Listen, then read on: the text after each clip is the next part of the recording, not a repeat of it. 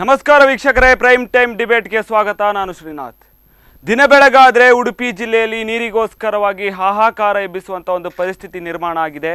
ಯಾಕೆ ಈ ರೀತಿಯಾದಂಥ ಒಂದು ಜಲಕ್ಷಾಮ ಉಡುಪಿ ಜಿಲ್ಲೆಯಲ್ಲಿ ಆಗಿದೆ, ಅದರಲ್ಲೂ ಕೂಡ ಕರಾವಳಿ ಭಾಗದಲ್ಲಿ ಯಾಕೆ ಜಾಸ್ತಿ ಆಗಿದೆ ಅನ್ನುವಂಥ ಒಂದು ವಿಚಾರ ಸಾಕಷ್ಟು ಚರ್ಚೆಗೆ ಒಳಪಡ್ತಾ ಇರ್ತಕ್ಕಂಥ ಒಂದು ವಿಚಾರ. ಯಾಕೆ ಅಂತಂದರೆ ಪ್ರತಿನಿತ್ಯವೂ ಕೂಡ ಒಂದು 7-8 ಕೂಡ ನೀರಿಗಾಗಿಯೂ ಕೂಡ ಸಮಸ್ಯೆಗಳನ್ನು ಎದುರಿಸ್ತಾ ಇರ್ತಕ್ಕಂಥ ಗ್ರಾಮಸ್ಥರನ್ನು, ಸ್ಥಳೀಯರನ್ನು ನೋಡ್ತಾ ಇದ್ದೇವೆ ಪ್ರತಿನಿತ್ಯವೂ ಕೂಡ. ಇಷ್ಟೊಂದು ಹಳ್ಳ ಕೊಳ್ಳಗಳಿದ್ರೂ ಕೂಡ ಯಾಕೆ ಈ ರೀತಿಯಾದಂಥ ಒಂದು ಸಮಸ್ಯೆ ದಿನನಿತ್ಯ ಉಲ್ಬಣಿಸ್ತಾ ಇದೆ ಅನ್ನುವಂಥ ಒಂದು ವಿಚಾರವಾಗಿ ಇವತ್ತಿನ ಚರ್ಚೆ ಮಾಡಬೇಕಾದಂಥ ಒಂದು ಅನಿವಾರ್ಯತೆ ಮತ್ತು ಅವಶ್ಯಕತೆ ಇದೆ.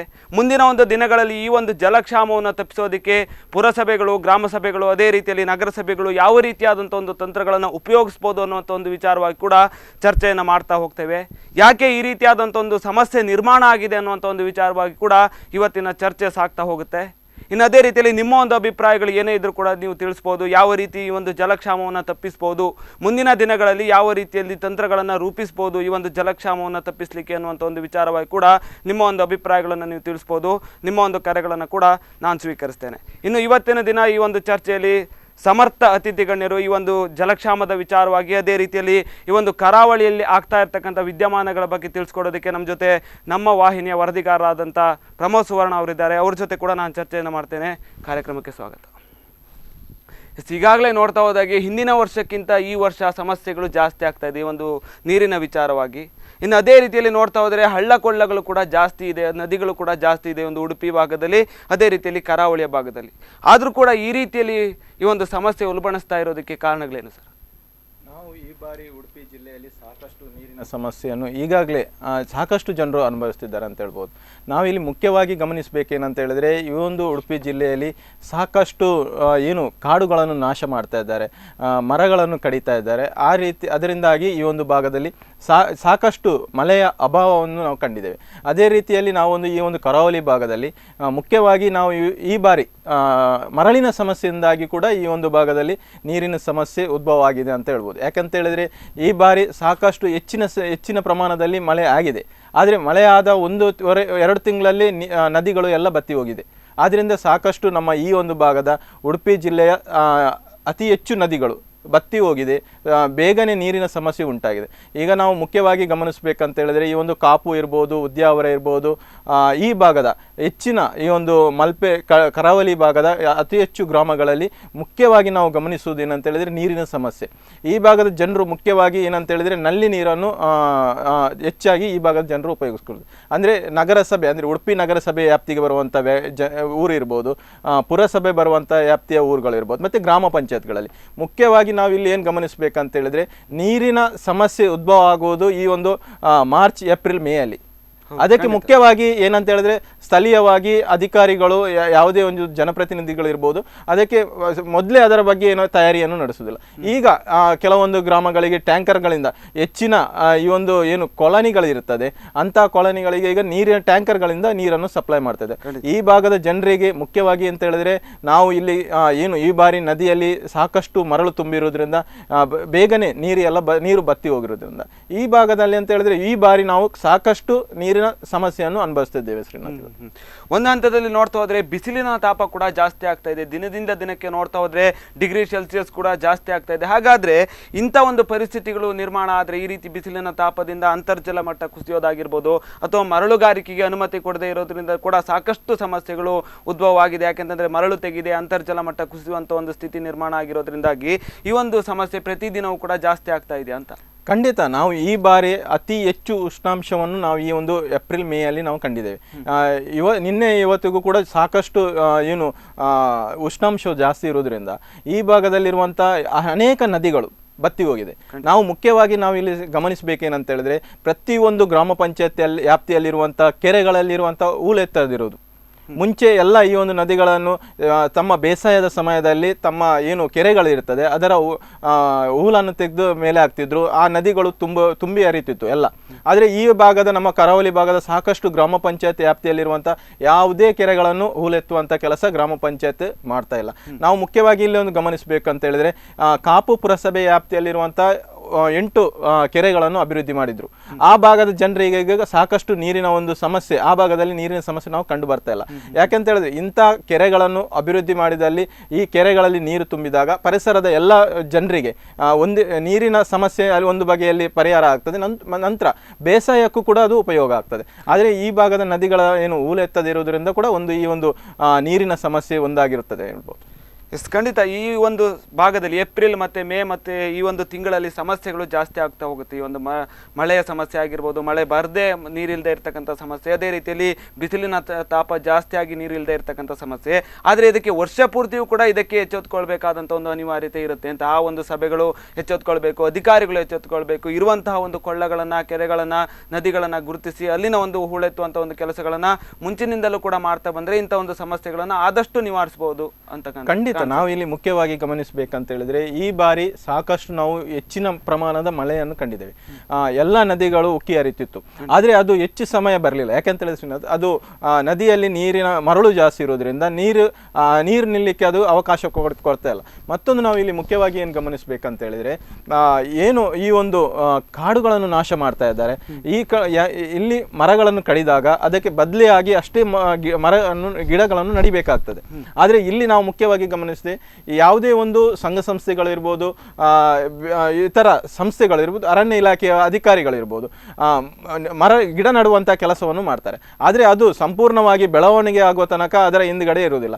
ಅದು ಇವರು ಏನು ಗಿಡವನ್ನು ನೆಟ್ಟು ಹಿಂದೆ ತಿರುಗಿದಾಗ ದನ ಇರ್ಬೋದು, ಬೇರೆ ವಾಹನಗಳು ಅದರ ಮೇಲೆ ಹೋಗುವ ಇರ್ಬೋದು, ಎಲ್ಲ ಗಿಡಗಳು ನಾಶವಾಗ್ತವೆ. ಆದ್ದರಿಂದ ನಾವು ಎಷ್ಟು ಮರಗಳನ್ನು ಕಡಿತೇವೆ ಅಷ್ಟೇ ಗಿಡಗಳನ್ನು ನೆಟ್ಟಾಗ ಈ ಒಂದು ಭಾಗದಲ್ಲಿ ಏನು ಮಳೆಗೆ ಸ್ವಲ್ಪ ತೊಂದರೆ ಆಗಲಿಕ್ಕಿಲ್ಲ. ಆದರೆ ಈಗ ಹೆಚ್ಚಿನ ನಾವು ಭಾಗದಲ್ಲಿ ಕಾಣ್ತಾ ಇದ್ದೇವೆ ಮರ ಗಿಡಗಳನ್ನು ಕಡಿಯುವಂಥ ಕೆಲಸ ಆಗ್ತಾ ಇದೆ. ಇದರಿಂದ ಕೂಡ ಈ ಒಂದು ಬಾರಿಯ ಉಷ್ಣತೆ ಜಾಸ್ತಿ ಆಗ್ಲಿಕ್ಕೆ ಒಂದು ಕಾರಣ ಆಗಿರ್ಬೋದು ಅಷ್ಟೇ. ಆದರೆ ಒಂದು ಹಂತದಲ್ಲಿ ಸಾಕಷ್ಟು ಕಡೆಗಳಲ್ಲಿ ಅಭಿಪ್ರಾಯಗಳು ಕೇಳಿ ಬರ್ತಾ ಇರೋದು ಏನು ಅಂತಂದರೆ ಈ ಹೂಳೆತ್ತೋದು ಮತ್ತು ಅದೇ ರೀತಿಯಲ್ಲಿ ಮರಳುಗಾರಿಕೆಗೆ ಅನುಮತಿ ಕೊಡೋದೇ ತುಂಬ ಇಂಪಾರ್ಟೆಂಟ್ ಅನ್ನುವಂಥ ಒಂದು ನಿಟ್ಟಿನಲ್ಲಿ ಕೂಡ ಸಾಕಷ್ಟು ಚರ್ಚೆಗಳು ಕೂಡ ಉಂಟಾಗಿತ್ತು. ಸಾಕಷ್ಟು ಕೆಲವು ದಿನಗಳ ಹಿಂದೆ ಇಂಥ ಒಂದು ಚರ್ಚೆಗೆ ಕೂಡ ಗ್ರಾಸ ಆಗಿತ್ತು. ಆದರೂ ಕೂಡ ಎಚ್ಚೆತ್ಕೊಳ್ದೇ ಇರೋದಕ್ಕೆ ಕಾರಣಗಳೇನು ಅಂತ. ಖಂಡಿತ ಈ ಭಾಗದಲ್ಲಿ ನಾವು ಪ್ರತಿ ಬಾರಿ ಈ ಒಂದು ಮರಳಿನ ಸಮಸ್ಯೆಯಿಂದಾಗಿ ಸಾಕಷ್ಟು ಜನರು ಬೇರೆ ಬೇರೆ ರೀತಿಯಲ್ಲಿ ಸಮಸ್ಯೆಯನ್ನು ಅನುಭವಿಸ್ತಿದ್ದಾರೆ. ನಾವು ಮುಖ್ಯವಾಗಿ ಇಲ್ಲಿ ಏನು ಗಮನಿಸಬೇಕಂತ ಹೇಳಿದ್ರೆ ಈ ಬಾರಿ ಈ ನಮ್ಮ ಉಡುಪಿ ಜಿಲ್ಲೆಯಲ್ಲಿ ನಾವು ನೀರಿನ ಸಮಸ್ಯೆಯನ್ನು ಆದಷ್ಟು ಬೇಗ ನಾವು ಕಂಡಿದ್ದೇವೆ. ಇಲ್ಲಿ ಮುಖ್ಯವಾಗಿ ನಾನು ಈಗಾಗಲೇ ಹೇಳಿದಾಗೆ ಮರಳಿನ ಸಮಸ್ಯೆಯಿಂದಾಗಿ ಎಲ್ಲ ಕಡೆ ಈಗ ನದಿಗಳಲ್ಲಿ ಹೆಚ್ಚಿನ ಸಂಖ್ಯೆಯಲ್ಲಿ ಮರಳು ತುಂಬುತ್ತಾ ಇದೆ. ಮುಂಚೆ ಏನು ಮಾಡ್ತಿದ್ರು ಅಂತ ಹೇಳಿದ್ರೆ ಈ ಮರಳುಗಳನ್ನು ತೆಗಿತಾ ಇದ್ರು. ಜೂನ್ ನಂತರ ಆಗಸ್ಟ್ ನಂತರ ಈ ಒಂದು ಮರಳಿನ ಏನು ತೆಗೆಯುವಂಥ ಕೆಲಸ ಆಗ್ತಿತ್ತು. ಮೇ ತನಕ ಈ ಒಂದು ಕೆಲಸ ಕಾರ್ಯ ಪ್ರಕ್ರಿಯೆ ಆಗ್ತಿತ್ತು. ಈಗ ಇಷ್ಟರ ತನಕ ಕಳೆದ ಬಾರಿ ಏನು ಮಳೆ ಆರಂಭ ಆಗಿದೆ ಇಷ್ಟರ ತನಕ ಯಾವುದೇ ಒಂದು ಮರಳನ್ನು ತೆಗೆಯುವಂಥ ಕೆಲಸ ಆಗ್ತದೆ. ನಾವು ಇಲ್ಲಿ ಮತ್ತೊಂದು ಗಮನಿಸಬೇಕು, ಕೇರಳದಲ್ಲಿ ಕೂಡ ಇದೇ ರೀತಿಯ ಒಂದು ಸಮಸ್ಯೆ ಕಳೆದ ಬಾರಿ ಆಗ್ತಿತ್ತು. ಮರಳು ತೆಗೆಯೋದ್ರಿಂದ ನದಿ ಉಕ್ಕಿ ಹರಿ ಕೇರಳ ನಾವು ಅದನ್ನು ಕೂಡ ಗಮನಿಸಬೇಕಾಗ್ತದೆ. ಇಲ್ಲಿ ಮುಖ್ಯವಾಗಿ ನದಿಗಳಲ್ಲಿರುವಂತಹ ಮರಳಿನ ತೆಗೆದಾಗ ಆ ಒಂದು ನದಿಯಲ್ಲಿ ನೀರು ತುಂಬಿ ಇರ್ತದೆ. ಆ ಭಾಗದ ಜನರಿಗೆ ನೀರಿನ ಸಮಸ್ಯೆ ಬಗೆಹರಿಸ್ತದೆ ಎಂಬುದು ನಮಗೆ ಎಲ್ಲರಿಗೂ ಗೊತ್ತಿದ್ದ ವಿಷಯ. ಆದರೆ ಇಲ್ಲಿ ಮುಖ್ಯವಾಗಿ ಏನಂತ ಹೇಳಿದ್ರೆ ಇದಕ್ಕೆ ಬದಲಿ ವ್ಯವಸ್ಥೆಯಾಗಿ ಸ್ಥಳೀಯ ಇದನ್ನು ಬಿಟ್ಟು ನಾವು ಮಾತಾಡೋದ್ರೆ ಸ್ಥಳೀಯವಾಗಿ ಗ್ರಾಮ ಪಂಚಾಯತ್ ಇರ್ಬೋದು, ಸ್ಥಳೀಯ ನಗರಸಭೆ ಇರ್ಬೋದು, ಈ ತರ ಆ ಭಾಗದ ನೀರಿನ ಸಮಸ್ಯೆ ಬಂದಾಗ ಟ್ಯಾಂಕರ್ ಇಂದ ನೀರನ್ನು ಕೊಡುವಂತ ವ್ಯವಸ್ಥೆ ಮಾಡ್ತಾರೆ. ಟ್ಯಾಂಕರ್ ಇಂದ ನೀರು ವ್ಯವಸ್ಥೆ ಮಾಡುವಾಗ ಪ್ರತಿ ಮನೆಯವರಿಗೆ ಆ ಭಾಗದ ಮನೆಯವರಿಗೆ ಈ ಒಂದು ಟ್ಯಾಂಕರ್ನಿಂದ ನೀರಿನ ವ್ಯವಸ್ಥೆ ಆಗ್ತಾ ಇರ್ತದೆ. ಆದರೆ ಈ ಒಂದು ನೀರಿನ ಏನು ಬಗೆಹರ್ತದೆ ಪ್ರತಿಯೊಂದು ಮನೆಗೆ ಮುಟ್ಟುವಂತ ಕೆಲಸ ಆಗ್ತಾ ಇಲ್ಲ. ಏನು ಆ ಭಾಗದ ಕೆಲವೊಂದು ಜನಗಳಿಗೆ ಆ ಒಂದು ನೀರಿನ ಸಮಸ್ಯೆ ತಾತ್ಕಾಲಿಕವಾಗಿ ಪರಿಹಾರ ಆಗ್ತದೆ. ಮೊನ್ನೆ ನಾವು ಜಿಲ್ಲಾಧಿಕಾರಿಗಳ ಹತ್ರ ಮಾತಾಡಿದಾಗ ಕೂಡ ಅವರು ಹೇಳಿದರು, ನಾವು ಈ ಭಾಗದಲ್ಲಿ ಉಡುಪಿಯ ಭಾಗದ ಜನರಿಗೆ ನೀರಿನ ಸಮಸ್ಯೆ ಆಗದ ರೀತಿಯಲ್ಲಿ ನಾವು ಕೆಲಸಗಳನ್ನು ಮಾಡ್ತಾ ಇದ್ದೇವೆ. ಡ್ಯಾಮಲ್ಲಿ ಈಗಾಗಲೇ ನೀರಿದೆ, ಜನರಿಗೆ ಬೇಕಾದಷ್ಟು ನೀರಿದೆ. ಆದರೆ ಮುಖ್ಯವಾಗಿ ಆ ಭಾಗದಲ್ಲಿ ಕೂಡ ನೀರಿನ ಮಟ್ಟ ಕುಸಿದಿರೋದ್ರಿಂದ ಇಲ್ಲಿ ನಮ್ಮ ಉಡುಪಿಯ ನಗರ ವ್ಯಾಪ್ತಿ ಇರ್ಬೋದು, ಗ್ರಾಮ ವ್ಯಾಪ್ತಿ ಇರ್ಬೋದು, ನೀರಿನ ಸಮಸ್ಯೆ ಉಂಟಾಗ್ತಾ ಇದೆ ಅಂತ. ಒಂದು ಕರೆ ಇದೆ. ಹಲೋ ಹಲೋ ಈಗಾಗಲೇ ನೋಡ್ತಾ ಹೋದ್ರೆ ಈ ಒಂದು ಕೊಳಚೆ ನೀರು ಮತ್ತು ಉಪ್ಪು ನೀರು ಮಿಕ್ಸ್ ಆಗುವಂಥ ಒಂದು ವಿಚಾರವಾಗಿ ಕೂಡ ಸಾಕಷ್ಟು ತೊಂದರೆಗಳು ಕೂಡ ಜನರು ಅನುಭವಿಸ್ತಾ ಇದ್ದಾರೆ. ಯಾಕೆಂತಂದ್ರೆ ಅಲ್ಲಿ ನೀರು ಕೂಡ ಸರಿಯಾಗಿ ಸಿಗೋದಿಲ್ಲ, ಶುದ್ಧವಾದಂಥ ಒಂದು ನೀರು ಕೂಡ ಸಿಗೋದಿಲ್ಲ. ಇರುವಂತಹ ನೀರು ಸರಿಯಾಗಿ ಸಿಗೋದಿಲ್ಲ ಅಂತಂದ್ರೆ ಸಿಗುವಷ್ಟು ನೀರು ಕೂಡ ಒಳ್ಳೆ ರೀತಿಯಲ್ಲಿ ಶುದ್ಧವಾಗಿ ಸಿಗದೆ ಇದ್ರೆ ಅದು ಕೂಡ ಅವರಿಗೆ ಪ್ರಾಬ್ಲಮ್ ಆಗುತ್ತೆ ಅಂತ. ಅದನ್ನ ಯಾವ ರೀತಿ ಸಮಸ್ಯೆಗಳನ್ನ ಪ್ರತಿ ಒಂದು ಗ್ರಾಮ ವ್ಯಾಪ್ತಿಯಲ್ಲಿ ಕಿಂಡಿಗಳನ್ನು ಆನೆಕಟ್ಟುಗಳನ್ನು ಮಾಡ್ತಾ ಇದ್ರು. ಈ ಮಳೆಗಾಲ ಮುಗಿದ ನಂತರ ಆ ಕಿರು ಆನೆಕಟ್ಟುಗಳನ್ನು ಬಂದ್ ಮಾಡಿ ಸಿಹಿ ನೀರುಗಳನ್ನು ಸಂಗ್ರಹ ಮಾಡಿಡುವಂಥ ಕೆಲಸ ಆಗ್ತಿತ್ತು. ಈಗ ಹೆಚ್ಚಿನ ನಾವು ಭಾಗದಲ್ಲಿ ಕಾಣ್ತಾ ಇದ್ದೇವೆ ಇಂತಹ ಕಿಂಡಿಗಳನ್ನು ಸರಿಯಾಗಿ ಏನು ಸಣ್ಣ ನೀರಾವರಿ ಇಲಾಖೆಯವರು ಅದನ್ನು ಮೇಂಟೆನೆನ್ಸ್ ಮಾಡ್ತಾ ಇಲ್ಲ. ಯಾಕಂತ ಹೇಳಿದ್ರೆ ಅದನ್ನು ಮುಚ್ಚುವಂಥ ಕೆಲಸ, ಅಲೆಗೆ ಹಾಕಿ ಅದನ್ನು ಮುಚ್ಚುವಂಥ ಕೆಲಸವನ್ನು ಮಾಡ್ತಾ ಇದ್ರು. ಆವಾಗ ಆ ಭಾಗದ ಜನರಿಗೆ ನೀರಿನ ಸಮಸ್ಯೆಗೆ ಏನೂ ತೊಂದರೆ ಆಗ್ತಾ ಇರಲಿಲ್ಲ. ಈಗ ಪ್ರತಿ ಕಡೆಯಲ್ಲಿ ನಾವು ನೋಡ್ತಾ ಇದ್ದೇವೆ ಗ್ರಾಮ ಪಂಚಾಯತ್ ವ್ಯಾಪ್ತಿಯಲ್ಲಿ ಯಾವುದೇ ಒಂದು ಕಿರುಕಿಂಡಿ ಆನೆಕಟ್ಟುಗಳನ್ನು ಸರಿಯಾದ ರೀತಿಯಲ್ಲಿ ಅದನ್ನು ಮೇಂಟೆನೆನ್ಸ್ ಮಾಡ್ತಾ ಇಲ್ಲ. ಆದ್ರಿಂದ ಕೂಡ ಒಂದು ಸಮಸ್ಯೆ ಆಗ್ತದೆ. ನಾವೀಗ ಮುಖ್ಯವಾಗಿ ಗಮನಿಸಬೇಕಂತ ಹೇಳಿದ್ರೆ ಕುರ್ಕಾಲು ಈ ಒಂದು ಡ್ಯಾಮ್ ಇದೆ, ಆನೆಕಟ್ಟು ಇದೆ. ಆ ಭಾಗದ ಜನರಿಗೆ ಕೃಷಿಗೆ ಮತ್ತೆ ಆ ಭಾಗದ ಜನರಿಗೆ ಕುಡಿಲಿಕ್ಕೆ ಕೂಡ ಆ ಒಂದು ನೀರು ಉಪಯೋಗ ಆಗ್ತಾ ಇತ್ತು. ಆ ಆನೆಕಟ್ಟವನ್ನು ಅಲೆಗೆ ಹಾಕಿ ಮುಚ್ಚಿ ಅದನ್ನು ಮಳೆಗಾಲ ಮುಗಿದ ಕೂಡಲೇ ಅದನ್ನು ಮಾಡ್ತಿದ್ರು. ಆದರೆ ಅದು ಈಗ ಎಲ್ಲ ಉಪ್ಪು ನೀರುಗಳು ಅಲ್ಲಿ ಪಾಸ್ ಆಗಿರೋದ್ರಿಂದ ಸಾಕಷ್ಟು ಜನರು ಇದರ ಒಂದು ಅವಕಾಶದಿಂದ ವಂಚಿತರಾಗಿದ್ದಾರೆ ಅಂತ ಹೇಳ್ಬೋದು. ಅದೇ ರೀತಿಯಲ್ಲಿ ಮಟ್ಟು ಪರಿಸರದಲ್ಲಿ ಕೂಡ ಒಂದು ನಾವು ಡ್ಯಾಮ್ ಅನ್ಕೊಂಡಿದ್ದೇವೆ. ಅದು ಡ್ಯಾಮ್ ಕೂಡ ಅದನ್ನು ಸರಿಯಾಗಿ ಅದರ ನಿವಾರಣೆ ಮಾಡದ ರೀತಿಯಲ್ಲಿ ಅದು ಕೂಡ ಈಗ ಜನರಿಗೆ ಅಲ್ಲಿ ಉಪಯೋಗಕ್ಕಿಲ್ಲ. ಆ ಭಾಗದ ಕೃಷಿ ಇರ್ಬೋದು, ಮಟ್ಟುಗುಳ್ಳ ಇರ್ಬೋದು, ಇನ್ನಿತರ ಕೃಷಿ ಕಾರ್ಯಕ್ಕೆ ಅದು ಉಪಯೋಗ ಆಗ್ತಾ ಇತ್ತು. ಇಲ್ಲಿ ನಾವು ಮುಖ್ಯವಾಗಿ ನಾವು ಗಮನಿಸಬೇಕು ಏನಂತ ಹೇಳಿದ್ರೆ ನಮಗೆ ಇಂತಹ ವ್ಯವಸ್ಥೆಗಳಿದೆ ಅದನ್ನು ಸರಿಯಾದ ರೀತಿಯಲ್ಲಿ ಮಾಡ್ಕೊಂಡು ಹೋದ್ರೆ ನಮಗೆ ಯಾವುದೇ ಒಂದು ನೀರಿನ ತೊಂದರೆ ಬರೋದಿಲ್ಲ. ಇದರ ಉಪಯೋಗವನ್ನು ಸರಿಯಾದ ಅಧಿಕಾರಿಗಳು ಆ ಸಮಯಕ್ಕೆ ಅದನ್ನು ಮಾಡ್ಕೊಂಡು ಹೋದ್ರೆ ಯಾವುದೇ ಒಂದು ನೀರಿನ ಈಗ ನಾವು ಮುಖ್ಯವಾಗಿ ಎಲ್ಲ ಕಡೆ ಕಾಣ್ತಾ ಇದ್ದೇವೆ ನೀರಿನ ಸಮಸ್ಯೆಗೆ ಮನುಷ್ಯರಿಂದಲೇ ಆದಂತಹ ತೊಂದರೆಗಳಿಂದ ಈ ಖಂಡಿತ ನಾವು ಈಗ ಹೆಚ್ಚಿನ ಕಡೆಯಲ್ಲಿ ನಾವು ಗಮನಿಸುವುದು ಏನಂತ ಹೇಳಿದ್ರೆ ಇದೇ ಕಾರಣದಿಂದ ಈ ಒಂದು ಸಮಸ್ಯೆ ಉದ್ಭವ ಆಗೋದು. ನಾನು ಈಗಾಗಲೇ ಪ್ರತಿ ಭಾಗದಲ್ಲಿರುವಂಥ ಕೆರೆಗಳನ್ನು ಈಗ ಆ ಕೆರೆಗಳನ್ನು ಎಕ್ವೈರ್ ಮಾಡಿಕೊಂಡು ಕಟ್ಟಡ ನಿರ್ಮಾಣ, ಮನೆ ನಿರ್ಮಾಣ ಆಗ್ತಾ ಇರೋದ್ರಿಂದ ಈ ಭಾಗದ ಜನರಿಗೆ ತೊಂದರೆ ಆಗ್ತದೆ. ಗ್ರಾಮ ಪಂಚಾಯತ್ನ ಅಧಿಕಾರಿಗಳಿರ್ಬೋದು, ಜನಪ್ರತಿನಿಧಿಗಳಿರ್ಬೋದು, ಯಾವ ಭಾಗದಲ್ಲಿ ಕೆರೆಗಳು ಇತ್ತು ಅದನ್ನು ಹುಡುಕಿ ಅದನ್ನು ಅದರ ಹೂಳೆತ್ತಿ ಆ ಭಾಗದ ಜನರಿಗೆ ಉಪಯೋಗುವ ರೀತಿಯಲ್ಲಿ ಇದನ್ನು ಮಾಡಬೇಕು. ಇದರಲ್ಲಿ ಕೂಡ ಆ ಒಂದು ಅನುದಾನ ಬಂದದ್ದು ಅದು ಜನರೇ ಸರಿಯಾದ ಉಪಯೋಗ ಆಗದೆ ಕೂಡ ಈ ಒಂದು ತೊಂದರೆ ಅನುಭವಿಸ್ತದೆ. ಎಲ್ಲ ಸರ್ಕಾರದಿಂದ ಬರುವಂತಹ ಯೋಜನೆಗಳನ್ನು ಉಪಯೋಗಿಸಿಕೊಂಡು ಇಂತಹ ಕೆರೆಗಳನ್ನು ಅಭಿವೃದ್ಧಿ ಮಾಡಿಕೊಂಡು ಹೋದಲ್ಲಿ ಸ್ಥಳೀಯವಾಗಿ ಎಲ್ಲ ಪರಿಸರದ ಜನರಿಗೆ ಇದು ಉಪಯೋಗ ಆಗ್ತದೆ. ಶ್ರೀನಾಥ್, ಎಸ್, ಖಂಡಿತ. ಯಾಕೆಂತಂದ್ರೆ ಒಂದು ಉಡುಪಿ ಜಿಲ್ಲೆಯಲ್ಲೇ ನೋಡ್ತಾ ಹೋದ್ರೆ ಸಾಕಷ್ಟು ನದಿಗಳಿದೆ. ಪಾಪನಾಶಿನಿ ನದಿ ಆಗಿರ್ಬೋದು, ಇನ್ನು ಕೊಲ್ಲೂರು ಹತ್ರ ಹೋದ್ರೆ ಸೌಪರ್ಣಿಕಾ ನದಿ ಇರ್ಬೋದು, ಹೀಗೆ ಸಾಕಷ್ಟು ನದಿಗಳು, ದೊಡ್ಡ ದೊಡ್ಡ ನದಿಗಳೇ ಇದೆ. ಆದ್ರೆ ಅಲ್ಲಿನ ಒಂದು ಪರಿಸ್ಥಿತಿಯನ್ನು ನೋಡಿದ್ರೆ ಎಷ್ಟೋ ಕಡೆಗಳಲ್ಲಿ ಕೊಳಚೆ ಎದ್ದು ಹೋಗಿದೆ. ಅಲ್ಲಿನ ಒಂದು ನದಿಯ ಸ್ಥಿತಿಗಳೇನಿದೆ ಅಂದ್ರೆ ಜನರಿಗೆ ಸಿಗಬೇಕಾದಂಥ ಒಂದು ನೀರಿನ ಭಾಗದಲ್ಲೂ ಕೂಡ ಅದು ಸಂಪೂರ್ಣವಾಗಿ ಕೊಳಚೆ ಎದ್ದು ಹೋಗಿದೆ. ದುರ್ನಾತವನ್ನು ಬೀರುವಂಥ ಒಂದು ಪರಿಸ್ಥಿತಿ ನಿರ್ಮಾಣ ಆಗಿದೆ. ಇನ್ನು ಆ ನೀರನ್ನು ಉಪಯೋಗಿಸೋದಕ್ಕೂ ಕೂಡ ಆಗದೆ ಇರುವಂಥ ಒಂದು ಪರಿಸ್ಥಿತಿ ಇದೆ. ಆ ಸಂದರ್ಭದಲ್ಲಿ ಅದನ್ನೆಲ್ಲ ಕಂಡು ಹಿಡಿದು ಎಲ್ಲೆಲ್ಲಿ ಇಂಥ ಒಂದು ಪ್ರದೇಶಗಳಿದೆ ಅಥವಾ ನದಿಗಳು ಎಲ್ಲೆಲ್ಲಿ ಕಲುಷಿತ ಆಗಿದೆ ಅನ್ನುವಂಥ ಒಂದು ವಿಚಾರವನ್ನು ಕಂಡು ಹಿಡಿದು ಅದನ್ನ ಶುದ್ಧೀಕರಣ ಮಾಡಿ ನಂತರ ಅದನ್ನು ಉಪಯೋಗಿಸ್ಬೋದಲ್ಲ ಅಂತ ಈ ಒಂದು ನೀರು ಕಡಿಮೆ ಆಗಿರ್ತಕ್ಕಂಥ ಒಂದು ಸಂದರ್ಭದಲ್ಲಿ ಅಂತ. ಖಂಡಿತ ಸಾಕಷ್ಟು ಜನರು ಈ ಬಗ್ಗೆ ಹೋರಾಟವನ್ನು ಮಾಡ್ಕೊಂಡು ಬರ್ತಾ ಇದ್ದಾರೆ. ನಾವು ಮುಖ್ಯವಾಗಿ ಈ ಒಂದು ಕೊಳಚೆ ನೀರು ಬರುವಂತ ಹಲವಾರು ನದಿಗಳನ್ನು ನೋಡ್ತೇವೆ. ಪ್ಲಾಸ್ಟಿಕ್ ಅನ್ನು ಬಿಸಾಡುವಂತದ್ದು, ಆ ಒಂದು ಭಾಗದಲ್ಲಿರುವಂತಹ ತ್ಯಾಜ್ಯ ನೀರನ್ನು ನದಿಗೆ ಬಿಡುವಂತ, ಮತ್ತು ಮುಖ್ಯವಾಗಿ ನಾವು ನೇತ್ರಾವತಿ ತಿರುವನ್ನು ನಾವು ಕೂಡ ಅದನ್ನು ಕೂಡ ಗಮನಿಸಬೇಕಾಗ್ತದೆ. ಇಂತಹ ನದಿಗಳನ್ನು ನಾವು ನಮ್ಮ ಕೈಯಾರೆಗಳನ್ನು ಅದನ್ನು ಹಾಳು ಮಾಡ್ಕೊಡ್ತಿರ್ತೇವೆ. ಇದು ಜನರಿಗೆ ಈ ಭಾಗದ ನಮ್ಮ ಕರಾವಳಿ ಭಾಗದ ಜನರಿಗೆ ಬಹು ಉಪಯೋಗ ಆಗ್ತಿದ್ದಂಥ ನದಿಗಳು. ಈ ನದಿಗಳಿಗೆ ಕೊಳಚೆ ನೀರು ಬಿಡುವುದರಿಂದ ಆ ನದಿಯ ನೀರು ಹಾಳಾಗ್ತದೆ. ಅದರಿಂದ ಸ್ಥಳೀಯ ಜನರಿಗೆ ಸಾಕಷ್ಟು ತೊಂದರೆಯನ್ನು ಅನುಭವಿಸ್ತಾರೆ. ಅದೇ ರೀತಿಯಲ್ಲಿ ನಾವು ಇದನ್ನು ಮುಖ್ಯವಾಗಿ ಅಂತ ಹೇಳಿದ್ರೆ ಪ್ರವಾಸಿಗರು ಬಂದಾಗ ಈ ನದಿಗಳಿಗೆ ಸ್ಥಾನಕ್ಕೆ ಇಳಿಯುವಂಥ ಕೆಲಸ ಮಾಡ್ತಾರೆ. ಅದಕ್ಕೆ ಪ್ಲಾಸ್ಟಿಕ್ ತಾವು ಉಪಯೋಗಿಸಿದಂಥ ಬಟ್ಟೆಗಳನ್ನು ನದಿಗೆ ಬಿಸಾಡೋದ್ರಿಂದ ಈ ಭಾಗದ ನದಿಗಳು ಸಂಪೂರ್ಣವಾಗಿ ಹಾಳಾಗ್ತಾ ಇದೆ. ಇದರಿಂದ ಕೂಡ ಜನರು ನಾವೇ ಈ ಒಂದು ನದಿಗಳ ನೀರುಗಳನ್ನು ಹಾಳು ಮಾಡೋದ್ರಿಂದ ನಾವೇ ಅದರ ಕೆಟ್ಟದನ್ನು ನಾವೇ ಅನುಭವಿಸಬೇಕಾಗ್ತದೆ, ಜನರೇ ಅನುಭವಿಸಬೇಕಾಗ್ತದೆ. ಅದೇ ರೀತಿಯಲ್ಲಿ ಸಾಕಷ್ಟು ನದಿಗಳು ಕೂಡ ಈಗ ಇಂತಹ ಕೊಳಚೆ ನೀರಿಂದ ಬೇರೆ ಬೇರೆ ರೀತಿಗಳಿಂದ ಕಲುಷಿತ ಆಗದಿದೆ ಅಂತ ಹೇಳ್ಬೋದು. ಅದೇ ಯಾಕೆಂತಂದ್ರೆ 7-8 ತಿಂಗಳು ಮಾಡಿದಂಥ ಒಂದು ತಪ್ಪೇನಿದೆ ಈ ಅಂತ ಒಂದು ಜಲಕ್ಷಾಮ ಇರುವಂಥ ಒಂದು ತಿಂಗಳಲ್ಲೂ ಕೂಡ ಅದು ತಪ್ಪು ಮುಂದುವರಿಯುತ್ತೆ ಅಂತ. ಮೊದಲು ಮಾಡಿದಂಥ ಒಂದು ತಪ್ಪು ಅದಕ್ಕೆ ಮತ್ತಷ್ಟು ಬೆಲೆ ತೆರಬೇಕಾದಂಥ ಒಂದು ಪರಿಸ್ಥಿತಿ ನಿರ್ಮಾಣ ಆಗಿದೆ ಈ ಒಂದು ಕರಾವಳಿ ಪ್ರದೇಶದಲ್ಲಿ ಅಂತ. ಜನರೇ ಎಚ್ಚೆತ್ಕೊಳ್ತಾ ಇಲ್ಲ. ಜನರೇ ತಮ್ಮ ಒಂದು ಬೇಡದೇ ಇರತಕ್ಕಂಥ ಒಂದು ವಸ್ತುಗಳನ್ನು ನದಿಗೆ ಹಾಕುವಂಥ ಒಂದು ಪರಿಸ್ಥಿತಿಯನ್ನ ನೀರಿರುವಂಥ ಒಂದು ಸಂದರ್ಭದಲ್ಲಿ ಮಾಡ್ತಾರೆ. ಆದರೆ ನೀರಿಲ್ಲದೆ ಇರತಕ್ಕಂಥ ಸಂದರ್ಭದಲ್ಲಿ ನೀರಿಲ್ಲ ಅನ್ನುವ ರೀತಿಯಲ್ಲಿ ಹಾಹಾಕಾರವನ್ನು ಮಾಡ್ತಾರೆ. ಆದರೆ ಇದನ್ನೆಲ್ಲ ತಡೆಗಟ್ಟೋದಕ್ಕೆ ಏನು ಕ್ರಮಗಳನ್ನು ಕೈಗೊಳ್ಬೋದು ಅಂತ. ಅದೇ ಮುಖ್ಯವಾಗಿ ನಾವು ನಮ್ಮ ನದಿಗಳನ್ನು ಉಳಿಸುವಂತಹ ಹೋರಾಟ ನಾವು ಮಾಡಬೇಕಾಗಿದೆ. ನದಿಗಳನ್ನು ಉಳಿಸಿದ ನಂತರ ಇಂತಹ ನದಿಗಳನ್ನು ನಾವು ಈಗಾಗಲೇ ಕಳ್ಕೊಂಡಂತ ಆದರೆ ನಾವು ಮುಂದೆ ಇನ್ನಷ್ಟು ನೀರಿನ ಸಮಸ್ಯೆಗಳನ್ನು ಅನುಭವಿಸ್ತೇವೆ. ಮುಖ್ಯವಾಗಿ ಈ ಬಗ್ಗೆ ಜನರು ಎಚ್ಚೆತ್ತುಕೊಳ್ಬೇಕಾಗಿದೆ. ಇಂಗುಗುಂಡಿಗಳಂತಹ ವ್ಯವಸ್ಥೆಗಳನ್ನು ಹಲವಾರು ಯೋಜನೆಗಳಿದೆ. ಇಂಗುಗುಂಡಿ ನಿರ್ಮಾಣ ಮಾಡಿಕೊಂಡು ನಮ್ಮ ನೀರಿನ ಒಂದು ಏನು ಸೋರ್ಸ್ ಅದನ್ನು ನಾವು ಉಳಿಸುವಂಥ ಕೆಲಸ ನಮ್ಮಿಂದ ಆಗಬೇಕಾಗಿದೆ. ಮುಖ್ಯವಾಗಿ ನಾನು ಇಲ್ಲಿ ಏನು ಗಮನಿಸ್ತೇನೆ, ನದಿಗಳನ್ನು ಉಳಿಸಬೇಕನ್ನೋಗೆ ನಮ್ಮ ಪರಿಸರದಲ್ಲಿರುವಂಥ ಅನೇಕ ನದಿಗಳಿದೆ, ಅದನ್ನು ಉಳಿಸುವಂಥ ಕೆಲಸ ಮಾಡಬೇಕಾದ್ರೆ ಈ ನದಿಗಳನ್ನು ನಾವು ಏನು ನಮ್ಮ ಕೈಯಾರೆ ಹಾಳು ಮಾಡ್ಕೊಂಡು ಹೋಗೋದು, ಈ ನದಿಗಳನ್ನು ಮುಚ್ಚುವಂಥ ಕೆಲಸ ಮಾಡಿದ್ದು, ಅದನ್ನು ಮುಚ್ಚಿ ಅದರ ಬೇರೆ ಬೇರೆ ಕೈಗಾರಿಕಾ ಕೇಂದ್ರಗಳನ್ನು ನಿರ್ಮಾಣ ಮಾಡಿಕೊಳ್ಳುವುದು, ತಮ್ಮ ಉದ್ಯಮಗೋಸ್ಕರ ಈ ನದಿಗಳನ್ನೆಲ್ಲ ಎಕ್ವೈರ್ ಮಾಡಿಕೊಳ್ಳುವಂಥದ್ದು, ಇದರಿಂದ ಸಾಕಷ್ಟು ಜನರು ತೊಂದರೆ ಅನುಭವಿಸ್ತಾರೆ.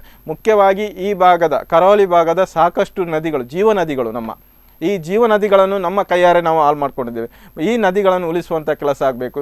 ಮತ್ತು ಈ ನದಿಗಳಿಂದ ಆಗುವಂಥ ತೊಂದರೆ ಏನಂತ ಹೇಳಿದ್ರೆ ಈ ಸಂದರ್ಭದಲ್ಲಿ ನಮಗೆ ಗೊತ್ತಾಗ್ತದೆ. ಜನರಿಗೆ ಅವರಿಗೆ ಕಷ್ಟ ಬಂದಾಗ ಮಾತ್ರ ಆ ಒಂದು ನದಿಗಳ ನಾವು ಈಗಾಗಲೇ ಯೂಶುವಲ್ ಏನು ಕೊಡಪಾನ ಹಿಡ್ಕೊಂಡು ದೂರ 10 ಕಿಲೋಮೀಟರ್ 12 ಕಿಲೋಮೀಟರ್ 15 ಹೀಗೆ ದೂರ ಹೋಗಿ ನೀರನ್ನು ತರುವಂಥ ಜನರಿದ್ದಾರೆ. ಈ ಗ್ರಾಮೀಣ ಪ್ರದೇಶದಲ್ಲಿ ನೀರಿನ ಏನು ಗ್ರಾಮ ಪ್ರದೇಶದಲ್ಲಿ ಅಷ್ಟು ಕಂಡು ಬಂದಿಲ್ಲ. ಅದು ಕೂಡ ಈ ಕೆಲವೊಂದು ಭಾಗದಲ್ಲಿ ಗ್ರಾಮ ಪಂಚಾಯತಿ ವ್ಯಾಪ್ತಿಯಲ್ಲಿ ನಮ್ಮ ಕಡಪಾಡಿ ಭಾಗ ಇರ್ಬೋದು, ಉದ್ಯಾವರ ಇರ್ಬೋದು, ಈ ಭಾಗದಲ್ಲಿ ಸಾಕಷ್ಟು ನೀರಿನ ನಾವು ಸಮಸ್ಯೆ ಅನುಭವಿಸ್ತಿದ್ವಿ. ಸಾಕಷ್ಟು ಜನರು ನೀರನ್ನು ಉಪಯೋಗಿಸುವಾಗ ತಾವು ನಿರೀಕ್ಷಿಸ್ಕೊಳ್ಬೇಕು. ಯಾಕೆ ಮುಂದೆ ನಾವು ಇದನ್ನು ನೀರನ್ನು ಹಾಳು ಮಾಡಿದಾಗ ನಮಗೆ ಮುಂದೆ ಬೇಕಾಗುತ್ತೆ ಎಂಬ ಒಂದು ಮಾತನ್ನು ಮನಸ್ಸಲ್ಲಿ ಇಟ್ಟುಕೊಂಡು ಕೂಡ ಕೆಲಸ ಮಾಡಬೇಕು. ಅವರು ನೀರನ್ನು ನೀರನ್ನು ಉಳಿಸುವಂಥ ಕೆಲಸ ಜನರಿಂದ ಆಗಬೇಕಾಗಿದೆ ಸರ್. ಹಾಗಾದರೆ ಇನ್ನೊಂದು ವಿಷಯ ಏನು ಅಂತಂದರೆ, ಈ ಒಂದು ನಗರಸಭೆಗಳಾಗಿರ್ಬೋದು ಅಥವಾ ಜಿಲ್ಲಾಡಳಿತ ಆಗಿರ್ಬೋದು, ಅದೇ ರೀತಿಯಲ್ಲಿ ಪುರಸಭೆಗಳಾಗಿರ್ಬೋದು, ಈ ಒಂದು ನೀರನ್ನು ಪೋಲಾಗದೇ ಇರುವ ನಿಟ್ಟಿನಲ್ಲಿ ತಡೆಯುವಂಥದ್ದು, ಈ ಒಂದು ಕೆರೆ ಕೊಳ್ಳಗಳನ್ನು ಗುರುತಿಸಿ ಅದನ್ನು ಅಭಿವೃದ್ಧಿಪಡಿಸುವಂಥ ನಿಟ್ಟಿನಲ್ಲಿ, ಇನ್ನು ಅಣೆಕಟ್ಟನ್ನು ಅಭಿವೃದ್ಧಿಪಡಿಸುವಂಥ ಒಂದು ನಿಟ್ಟಿನಲ್ಲಿ, ಕಿಂಡಿ ಅಣೆಕಟ್ಟನ್ನು ಅಭಿವೃದ್ಧಿಪಡಿಸುವಂಥ ಒಂದು ನಿಟ್ಟಿನಲ್ಲಿ, ಅದೇ ರೀತಿಯಲ್ಲಿ ಇಂಗುಗುಂಡಿಗಳನ್ನು ನಿರ್ಮಾಣ ಮಾಡುವಂಥ ಒಂದು ನಿಟ್ಟಿನಲ್ಲಿ ಯಾಕೆ ಹೊಸ ತಂತ್ರಗಳನ್ನು ರೂಪಿಸ್ತಾ ಇಲ್ಲ ಅಂತ, ಅದಕ್ಕೆ ಸಂಬಂಧಪಟ್ಟಂಥ ಒಂದು ಇಲಾಖೆಯನ್ನು ಅವರು ಸೃಷ್ಟಿ ಮಾಡಿ ಕ್ರಿಯೇಟ್ ಮಾಡಿ ನಂತರ ಅದಕ್ಕೆ ತಕ್ಕನಾದಂಥ ಒಂದು ಅಧಿಕಾರಿಗಳನ್ನು ಅಲ್ಲಿ ಹಾಕುವ ಮುಖಾಂತರವಾಗಿ ಈ ಒಂದು ನೀರಿನ ಸಮಸ್ಯೆಗಳನ್ನು ನಿಭಾಯಿಸ್ಬೋದಲ್ಲ ಅಂತ. ಖಂಡಿತ ಸರ್ಕಾರ ಇಂತಹ ನದಿಗಳನ್ನು ಕೆರೆಗಳನ್ನು ಉಳಿಸುವಂಥ ಯೋಜನೆಗಳು ಹಲವಾರು ಯೋಜನೆಗಳಿದೆ. ಈ ಒಂದು ಏನು ಕೆರೆಗಳನ್ನು ಅಭಿವೃದ್ಧಿ ಮಾಡುವಂಥ, ಈಗ ಕಡಪಾಡಿ ಬೀಡು ಪರಿಸರದಲ್ಲಿ ಒಂದು ಕೆರೆಯನ್ನು ಅಭಿವೃದ್ಧಿ ಮಾಡಿದ್ದಾರೆ. ಆ ಕೆರೆಯಿಂದಾಗಿ ಆ ಭಾಗದ ಜನರಿಗೆ ಹೆಚ್ಚು ಉಪಯೋಗ ಆಗ್ತದೆ. ನಂತರ ಈ ಒಂದು ಏನು ನಮ್ಮ ಜಾನಪದ ಕ್ರೀಡೆ ಅಂತೇಳಿ ಏನು ಕಂಬಳ ಕರೀತಾರೆ, ಆ ಸಂದರ್ಭದಲ್ಲಿ ಬಂದಂಥ ಕೋನಗಳಿಗೆ ಸ್ನಾನ ಮಾಡಲಿಸ್ಲಿಕ್ಕೂ ಕೂಡ ಆ ಒಂದು ಕೆರೆ ಉಪಯೋಗ. ಕಡಪಾಡಿ ಬೀಡು ಅಲ್ಲಿ ಒಂದು ನಿರ್ಮಾಣವಾದಂಥ ಆ ಒಂದು ಏನು ಗದ್ದೆ ನಡೆಯಲ್ಲಿರುವಂಥ ಕೆರೆ ಸುಂದರವಾಗಿ ಅದನ್ನು ನಿರ್ಮಾಣ ಮಾಡಿದ್ದಾರೆ. ಇಂತಹ ಕೆರೆಗಳನ್ನು ಹುಡುಕಿ ಸ್ಥಳೀಯ ಗ್ರಾಮ ಪಂಚಾಯತಿಗೆ ನಮ್ಮ ಕೆರೆಯನ್ನು ಅಭಿವೃದ್ಧಿ ಮಾಡಬೇಕು ಎಂಬ ದೃಷ್ಟಿಯಲ್ಲಿ ಪಂಚಾಯತ್ಗಳನ್ನು ಮನವಿಯನ್ನು ಸಲ್ಲಿಸಿ ಆ ಒಂದು ಕೆರೆಗಳನ್ನು ಅಭಿವೃದ್ಧಿ ಮಾಡಿಸುವಂಥ ಅನುದಾನವನ್ನು ತರಿಸ್ಕೊಳ್ಬೇಕು. ಇಲ್ಲಿ ನಾನು ಈಗಾಗಲೇ ಹೇಳಿದಾಗೆ ಕಾಪು ಪರಿಸರದಲ್ಲಿರುವಂಥ ಕೆರೆಗಳಿರ್ಬೋದು, ಇನ್ನಿತರ ಹಲವಾರು ಕೆರೆಗಳು ಈಗ ಮುಚ್ಚಿ ಹೋಗಿದೆ. ಅದನ್ನು ಆ ಭಾಗದಲ್ಲಿ ಕೆರೆ ಇತ್ತು ಅಂತ ಹೇಳಿ ನಮಗೆ ಗೊತ್ತಾಗೋದಿಲ್ಲ. ನಾವು ಚಿಕ್ಕಂದಿರುವಾಗ ನಾವು ಸಾಕಷ್ಟು ಕೆರೆಗಳನ್ನು ಕಂಡಿದ್ದೇವೆ. ಆ ಕೆರೆಗಳು ಈಗ ಎಲ್ಲ ಮುಚ್ಚಿಕೊಂಡು ಹೋಗ್ತದೆ. ಮತ್ತೆ ಸರಾಸರಿಯಾಗಿ ನೀರು ಹರಿದುಕೊಂಡು ಹೋಗಿ ಈ ಕೆರೆಗಳಲ್ಲಿ ಶೇಖರಣೆ ಆಗ್ತಿತ್ತು. ಮಳೆಗಾಲದಲ್ಲಿ ಬಂದಂಥ ನೀರುಗಳು ಈ ಒಂದು ಚರಂಡಿ ಇರ್ಬೋದು, ಇನ್ನಿತರ ತೋಡುಗಳಲ್ಲಿ ಸರಾಸರಿ ಹೋಗಿ ಆ ಒಂದು ಕೆರೆಗಳಲ್ಲಿ ಶೇಖರಣೆ ಆಗ್ತಾಯಿತ್ತು. ಈಗ ಅಂತಹ ಶೇಖರಣೆ ಹೋಗ್ಲಿಕ್ಕೆ ಏನು ನೀರು ಹೋಗ್ಲಿಕ್ಕೆ ತೋಡೆಗಳಿಲ್ಲ. ಎಲ್ಲ ಕಡೆ ನಿರ್ಮಾಣ ಆಗಿದೆ, ಕಟ್ಟಡ ನಿರ್ಮಾಣ ಆಗಿದೆ, ಮನೆ ನಿರ್ಮಾಣ ಆಗಿದೆ, ಯಾವುದೇ ಜಾಗ ಇಲ್ಲ. ನಾವು ಈ ಬಾರಿ ಏನು ಕಡಪಾಡಿ ಉದ್ಯಾವರ ಪರಿಸರದಲ್ಲಿ ಸಾಕಷ್ಟು ಈ ಒಂದು ಹವಾಮಾನ ವೈಪರೀತ್ಯದಿಂದ ನೀರು ಉಕ್ಕಿ ಎಲ್ಲ ಕಡೆ ನೀರು ಬಂದಿದೆ. ಆ ಸಂದರ್ಭದಲ್ಲಿ ಕೂಡ ನಾವು ಒಂದು ಮಾತನ್ನು ಹೇಳ್ತಿದ್ವಿ, ಸರಾಸರಿಯಾಗಿ ನೀರು ಹರಿದುಕೊಂಡು ಹೋಗ್ಲಿಕ್ಕೆ ತೋಡುಗಳಿಲ್ಲದ ಸಮಸ್ಯೆಯಿಂದಾಗಿ ಕೃತಕ ನೀರು ಉಂಟಾಗಿದೆ ಅಂತೇಳಿ. ಈ ತೋಡಿನಿಂದ ಹರಿದುಕೊಂಡು ಹೋಗುವ ನೀರುಗಳು ಎಲ್ಲಿ ಶೇಖರಣೆ ಆಗಬೇಕು? ಇಂತಹ ಕೆರೆಗಳಲ್ಲಿ ಹೂಳು ತುಂಬಿರೋದ್ರಿಂದ ಕೆರೆಗಳಲ್ಲಿ ಹೋಗಿ ಈ ಒಂದು ನೀರು ಶೇಖರಣೆ ಆಗಲಿಕ್ಕೆ ಅವಕಾಶ ಇಲ್ಲ. ಮಳೆಗಾಲ ಬಂದಾಗ ಅದು ತುಂಬಿ ಹರಿಯುವುದರಿಂದ ಸಾಕಷ್ಟು ಭಾಗದ ನದಿಗಳು ತುಂಬಿ ಹರಿಯುವುದರಿಂದ ಈ ನೀರು ಹರಿದುಕೊಂಡು ಹೋಗ್ಲಿಕ್ಕೆ ಅಲ್ಲಿ ಶೇಖರಣೆಗೆ ಅವಕಾಶ ಇಲ್ಲ. ಆದ್ದರಿಂದ ಮುಖ್ಯವಾಗಿ ನಾವು ಗಮನಿಸಬೇಕು, ಇಂತಹ ಕೆರೆಗಳನ್ನು ಅಭಿವೃದ್ಧಿ ಮಾಡಿದಾಗ, ಇಂತಹ ಏನು ಸರಾಸರಿ ನೀರು ಹರಿದುಕೊಂಡು ಹೋಗ್ಲಿಕ್ಕೆ ಅದನ್ನು ತೋಡಿನ ವ್ಯವಸ್ಥೆಗಳನ್ನು ಮಾಡಿಕೊಂಡಾಗ ಇಂತಹ ಸಂದರ್ಭದಲ್ಲಿ ಈಗ ಸ್ವಲ್ಪ ಆದರೂ ನಮಗೆ ಒಂದು ನೀರಿನ ಒಂದು ಸಮಸ್ಯೆ ಬಗೆಹರಿಸಬಹುದು ಅಂತೇಳಿ ಅಭಿಪ್ರಾಯ ನಂದು. ಇಷ್ಟೊಂದು ವಿರಾಮದ ವೀಕ್ಷಕರೇ, ನೀವೇ ನೋಡ್ತಾ ಇರುವಾಗ ಈ ಒಂದು ಜಲಕ್ಷಾಮ ಅಂತದ್ದು ದಿನದಿಂದ ದಿನಕ್ಕೆ ಮಿತಿ ಮೀರ್ತಾ ಇದೆ. ಇದೆಲ್ಲ ವಿಚಾರವಾಗಿ ಸಮಸ್ಯೆಗಳನ್ನು ನಿವಾರಣೆ ಮಾಡುವ ನಿಟ್ಟಿನಲ್ಲಿ ಯಾವ ರೀತಿಯಾದಂಥ ಒಂದು ಕ್ರಮಗಳನ್ನು ಅಧಿಕಾರಿಗಳು ಕೈಗೊಳ್ಳಬೇಕು ಅನ್ನೋಂಥ ಒಂದು ವಿಚಾರವಾಗಿ ಕೂಡ ಮಾತಾಡ್ತಾ ಹೋಗ್ತೇವೆ. ಅದಕ್ಕೂ ಮುನ್ನ ಚಿಕ್ಕದೊಂದು ವಿರಾಮ.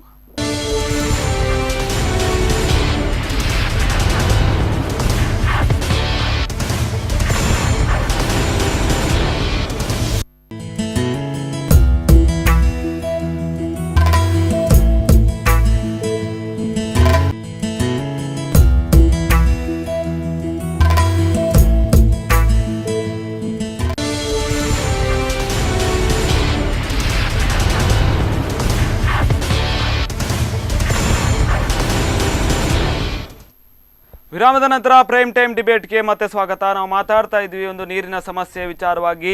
ಇದೇ ರೀತಿಯಾಗಿ ನೀರಿನ ಸಮಸ್ಯೆ ಮುಂದುವರೆದರೆ ಮುಂದಿನ ಒಂದು ದಿನಗಳಲ್ಲಿ ಜನರು ಯಾವ ರೀತಿ ಕಷ್ಟವನ್ನು ಪಡಬೇಕಾಗತ್ತೆ ಅನ್ನುವಂಥ ಒಂದು ವಿಚಾರವಾಗಿ ಕೂಡ ಮಾತಾಡ್ತಾ ಇದ್ವಿ. ಅದೇ ರೀತಿಯಲ್ಲಿ ಈ ಒಂದು ಬಿಸಿಲಿನ ತಾಪ ಜಾಸ್ತಿಯಾಗಿ ಮರಳುಗಾರಿಕೆ ಅನುಮತಿ ನೀಡದೇ ಇರತಕ್ಕಂಥ ಒಂದು ವಿಚಾರ ಆಗಿರ್ಬೋದು.